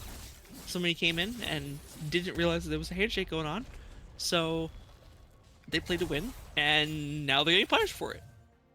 You know, you wanted to play the game. Well, you got to play 2 games. I hope you enjoyed them because you're not going to play another one. Now there's a 2, 8, and 4 here. They saw Linda's KD in the first 2 games, and they were like, you know what? let's have Linda go negative this game. And scary thing is that it's actually working. Because normally when you like see TFs and like pro play and stuff like that, they just have an inflated gold lead, right? Just because of the passive that TF has and stuff like that. But this, it's not inflated, and it's in the opposite direction, you know. And this is a Fizz you're versing against. Like, this is not a champion that you're gonna win anything against. TF is just such hard countered by Fizz. Like, right off the bat. There's not a lot that Linda could actually do in this matchup to actually win it, to begin with. On top of that, you have all of the pressure that's coming through onto Linda directly from the entire Dragons roster. Like, you can see right here, it is very clear who their #1 target is. All of the cooldowns coming off directly onto TF. He is gonna fall, but not before Morgana does. And Volley's trying Warwick. to 1v1 the Aurelia, or 2v1 the Aurelia, and the Auction didn't work out for him. And But they're able to get these picks off somehow, even despite all of that. You have this set really being so relevant just by existing. He is the farthest behind in terms of gold, like, for his role. Has 1 item, and yet is still doing so much work just by himself. He is getting the benefit of that Volibear, but even still, there's still a lot being done by IDK here, despite being further behind. And this is something that we have seen throughout the entire series.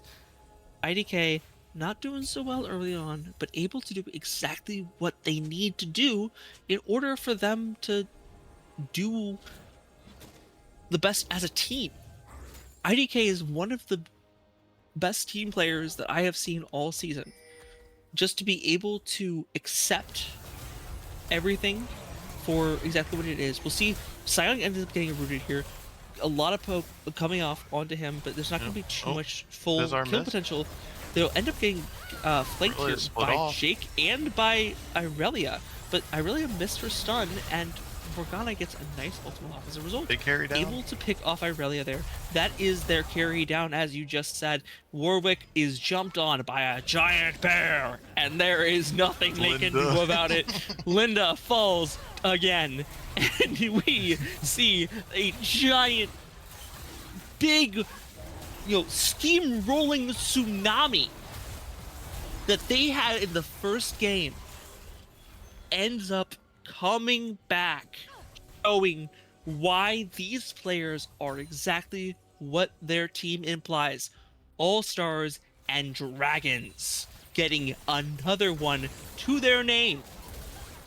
Fizz most likely is going to fall here as a result, overstaying a little bit, but we'll see if Lilia is able to get any extra benefit out of that. This is a Volibear, keep in mind, with lethal tempo and Navori quick blades already.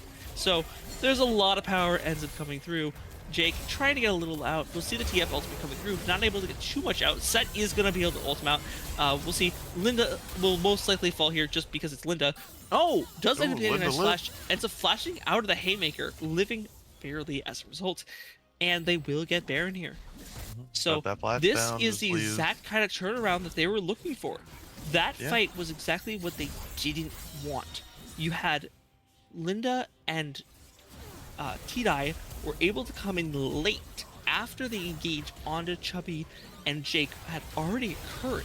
So they didn't have the cooldowns they were looking for. However, Mythic Chaos is popping off yet again, just like they did in that first match. This is exactly what you want. Aurora truly showing that burst potential that she has as an individual champion. The W reset, able to get her out of a very precarious situation. Fizz looking for an opportunity here onto this Akshan Irelia. Able as Zhonya's to stop that exhaust and ignite from doing too much, but most likely... Oh, no, Irelia doesn't actually have flash here. She won't be able to actually catch up to this Fizz because she still has tier 1 boots. Oh, you're going to feel that one in the morning. But great way of punishing it. You can't run around as Irelia with tier 1 boots. Especially if you're trying to chase people. Yeah, I think the team got kind of confused. They thought Aurora jumped over the wall, but she messed up her W, which kind of saved her. And we see Jake here getting caught out in his own jungle, trying to 1v1 the Volibear. Well, that's what you get for trying to 1v1 a Volibear when you got somebody like a set on the enemy team. Unfortunately, Volibear also going to get caught out here. This is another great example of just, you know, how much team potential this actually has. There is a 4v2 happening right now. They're trying to get the Aurora and the Morgana into this fight, but Aurora ends up coming in very, very late. She's able to get a little bit out of this, but not before, or not able to stall long enough for Morgana to actually appear. She ends up pushing out mid lane just to be able to get that turret. And Fizz got the tier 2 bot lane, but just getting more gold on him. And they're getting kind of pushed around the map with Lily and IDK just taking 4v2s. They're getting so much out of it, and Linda dying to the Morgana. Linda, the biggest weakness Linda has right now is just this Morgana, able to shut Linda down so many times. Time after time, the roots are landing from Rotsu, able to really demonstrate. I actually believe Rotsu was on the list of players that were supposed to be playing for this All-Star game to begin with. So, showing up and truly showing why they were. That's for sure. Yeah, Rotsu was definitely on the list, but it's interesting Rotsu's playing support and stuff like that, because he's normally the top laner, but you know. This has been a very back and forth game, though. We can see the gold graphs here. There's just so much.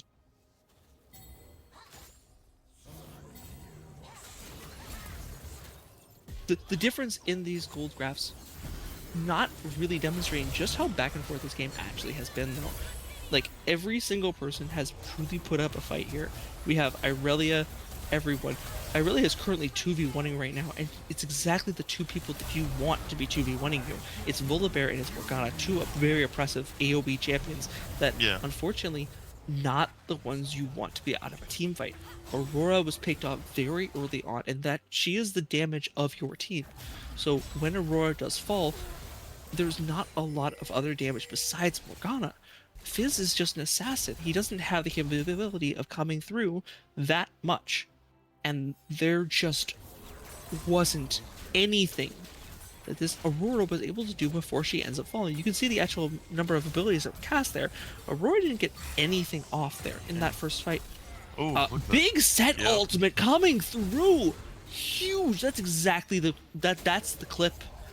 You were just talking about the TikTok clip or whatever it was. Well, the clips IDK's trying to farm is like grouping them all up and then just W'ing and that was doing that ridiculous amount of damage you just did to Scion, but that was just from Scion or from Sedar on the Scion. Just using. Wait, hold on. We just had a Drake that was stolen by Fizz. Jake did not smite the dragon and ended up losing it as a result. Aurora picking up the Scion as well. Volibear able to do so much to this already low roster. Remember that Fizz was able to do so much damage before it died. But GF having that ultimate coming through, able to do so much support, but it's not going to be enough. We'll see Lily able to ult, do a lot of damage. Aksha is just able to res half their team, so we'll be seeing TF and Irelia able to come back into this fight before anybody ends up respawning from red side, and TF is able to get off a lot of damage. They'll have to back up here just to be able to live. We do see a TP coming through from Set. They'll see trying to flank onto this TF, trying to find that angle that they're looking for. There's no vision in that bush for blue side. Linda is going to get caught out by this Set. We'll see the stun coming through, not going to be black shielded quick enough, but unfortunately Aurora does have the damage with Morgana to be able to pick off TF. Yeah, and it's such a back and forth game. You know, it's a couple, like Dragon gets a couple picks, pushes a couple lanes, and they just take another unnecessary fight, and then Baron pushes a couple towers and stuff like that, takes Baron. It's just back and forth, and no, they're just. I don't even think they're playing to end. I think they're just playing for fights. And honestly, I enjoy this. This is team fight after team fight. This is a very hectic game. These are not very one-sided fights that we've seen this entire series.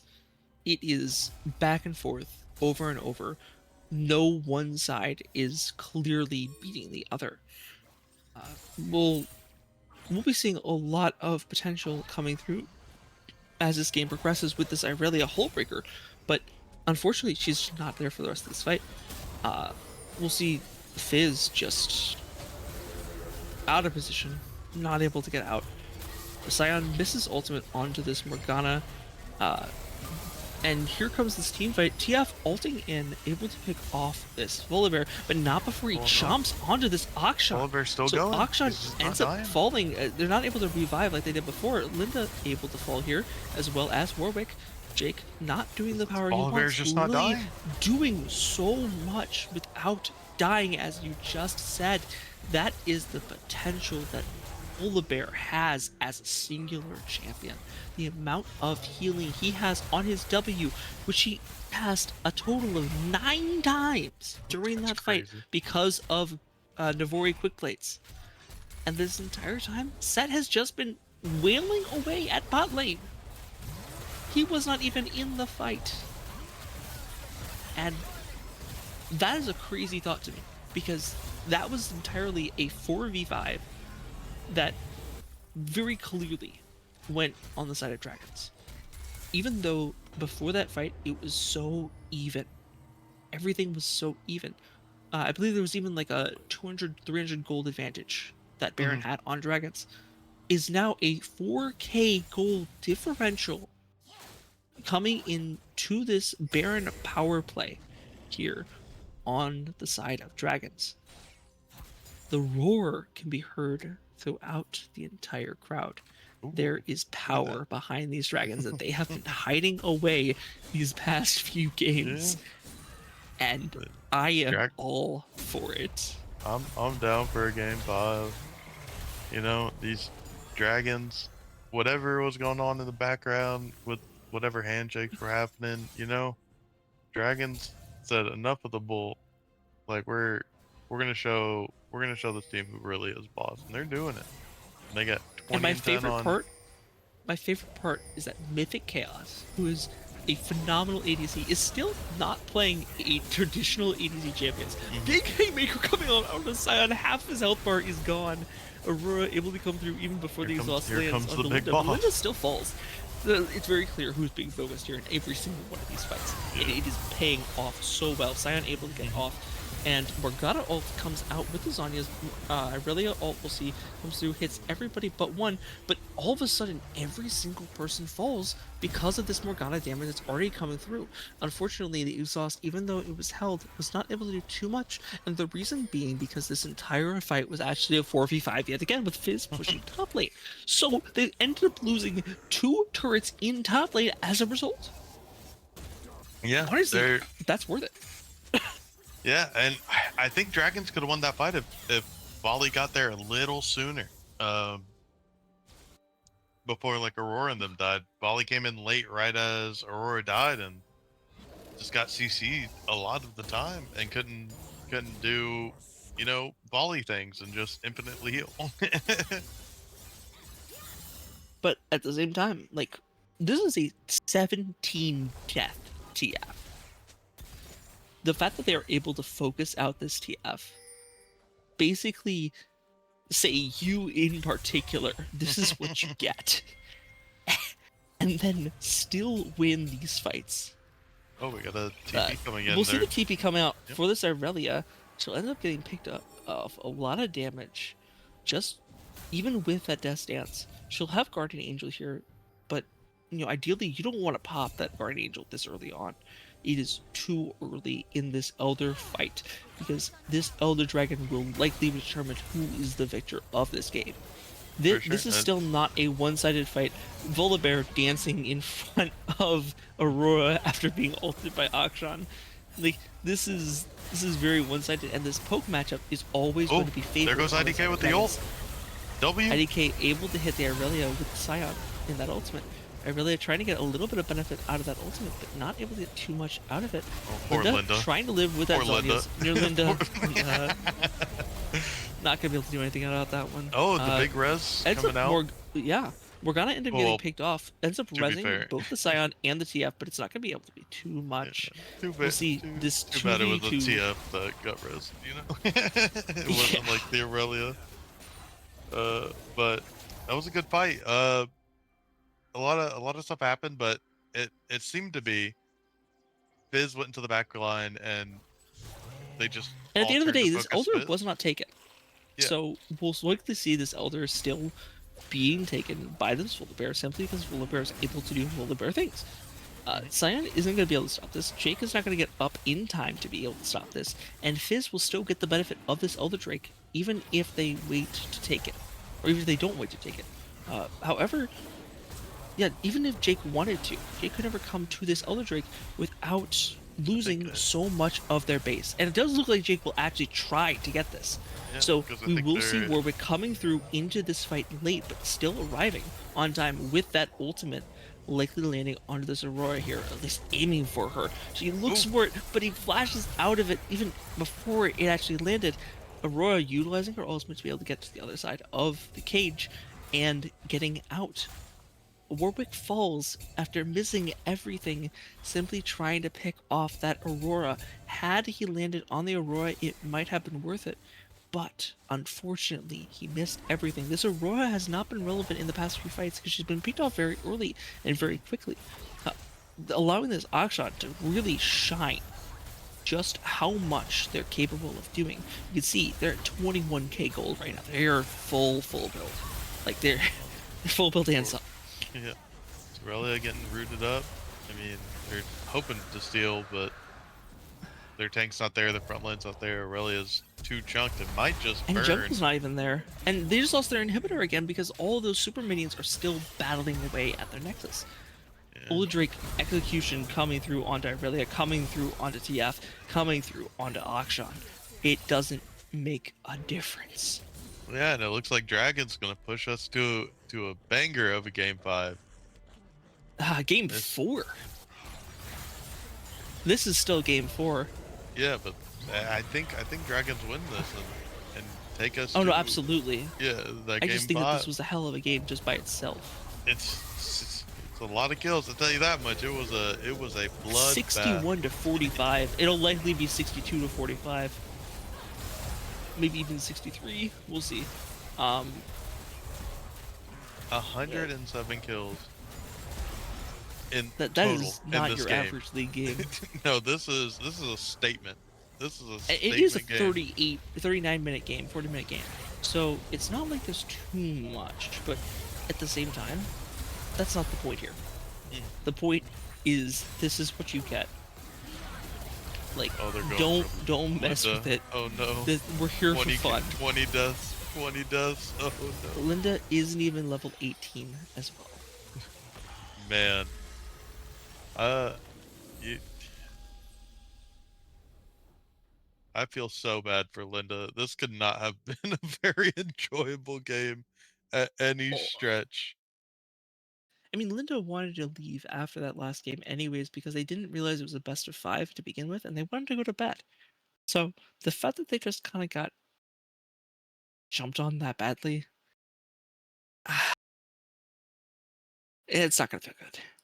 No, it's definitely not, especially if you wanted to leave and you wanted to, just get off for the night and relax. But I think Dragons had other plans. It does look like we might actually be ending after that game. Team Baron ended up, officially speaking, losing this because they ended up forfeiting after that last loss because they thought they were going to win and they all want to go to bed. I don't blame them. I also want to go to bed. For me, it's Yeah. 11:18 at night for me. So I've been up for a long time and I had a very entertaining game with this last one. However, with that being said, there is still one more game left of this Cinder League. And that will be done on Monday, August 17th. So that is a week from today at 8 p.m. Eastern Time, with the draft being done 2 days prior on Saturday. During that time, we will be performing the Role Rivals match, where every single team will be comprised of everybody from one specific role, as opposed to the All-Star, which is each individual role. This one will be everybody will be of one type of role, all performing across all 5 roles. So this is not an ARAM of each role. This is each role, each 5 roles will each have an individual game. And of that, we will see just how powerful each role is, not just in their individual roles, but also their ability to show how capable they are as individual players. Anybody who wishes to, who has participated in the Cinder League as a starter, or someone who has participated in at least 3 series across the entire split, including cross-division or playoff matches, will be able to be eligible to compete in this, and we urge anybody who is able to, who is eligible, to please sign up. If you have the ability, if you have the availability on these days, we highly recommend being a part of this opportunity, since this is, I believe it's the first of our kind. So we will see just which role is superior, not the team, because we already know about the team. And this All-Star game was just for fun. This one will likely also be for fun, so we will get a nice idea, but there's also a lot of rivalries in between the roles that I'm sure will come through with those matchups. So we will see just how close those games do get. And I have a feeling they will be very close, especially when you're looking at fights between people who are a part of the same team. They're typically, used to working together. But now they're playing against each other because, one of them's a top laner, one of them's a mid. Yeah, it should be very interesting. You know, I if I'm hoping I'm hoping we get some banger series out of that. Uh, and if I had to pick a role to root for, it's probably it has to be like the underdogs of supports, right? Because everyone doesn't think supports can do much, you know. I would love But to say that supports will be the best, but I think that they are capable. because they have so many different character types. But I also think that a lot of the support players have a very particular playstyle Mhm. that doesn't necessarily get the benefit without other players that are not supports, Yeah, for sure. such as EDCs. But then again, just because you play a certain role doesn't mean it is, you might play top lane in ranked solo queue Mhm. and then be a bot laner. So who knows? It should be good.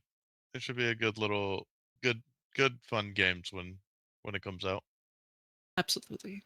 And thank you to everybody who came in and stopped by for this very long series that we had. We apologize for it not going to all 5 games that it necessarily should have. But that being said, this series was very eventful. It back and forth on that last game truly showed what what this entire league is capable of doing. That last game alone, I feel like the other ones don't really matter. They were very one-sided. Yeah. It was very clear who the winner was. That last game was back and forth the entire time. We can even see it with the gold graph. There wasn't really a substantial gold differential until 30, 31, 32 minutes into the game. Yeah, definitely a really close series, and it's sad that it's ended, but a very, very banger of a series to end it on. Absolutely. And you can see Volibear ended up doing the most amount of damage out of anybody on the Mhm. Dragons roster with a total of 82.8k damage, ending it off with quite a definitive, strong victory that they have brought to their entire team. That being said, this did end up as a 2-2 match. So both sides will end up going to bed thinking that they have truly been able to come out with a win. And with that, I have been joined here with Deadly for Yep. our second to last Cinder League split for this specific split. And we will be joining again next week for the Role Rivals Showdown.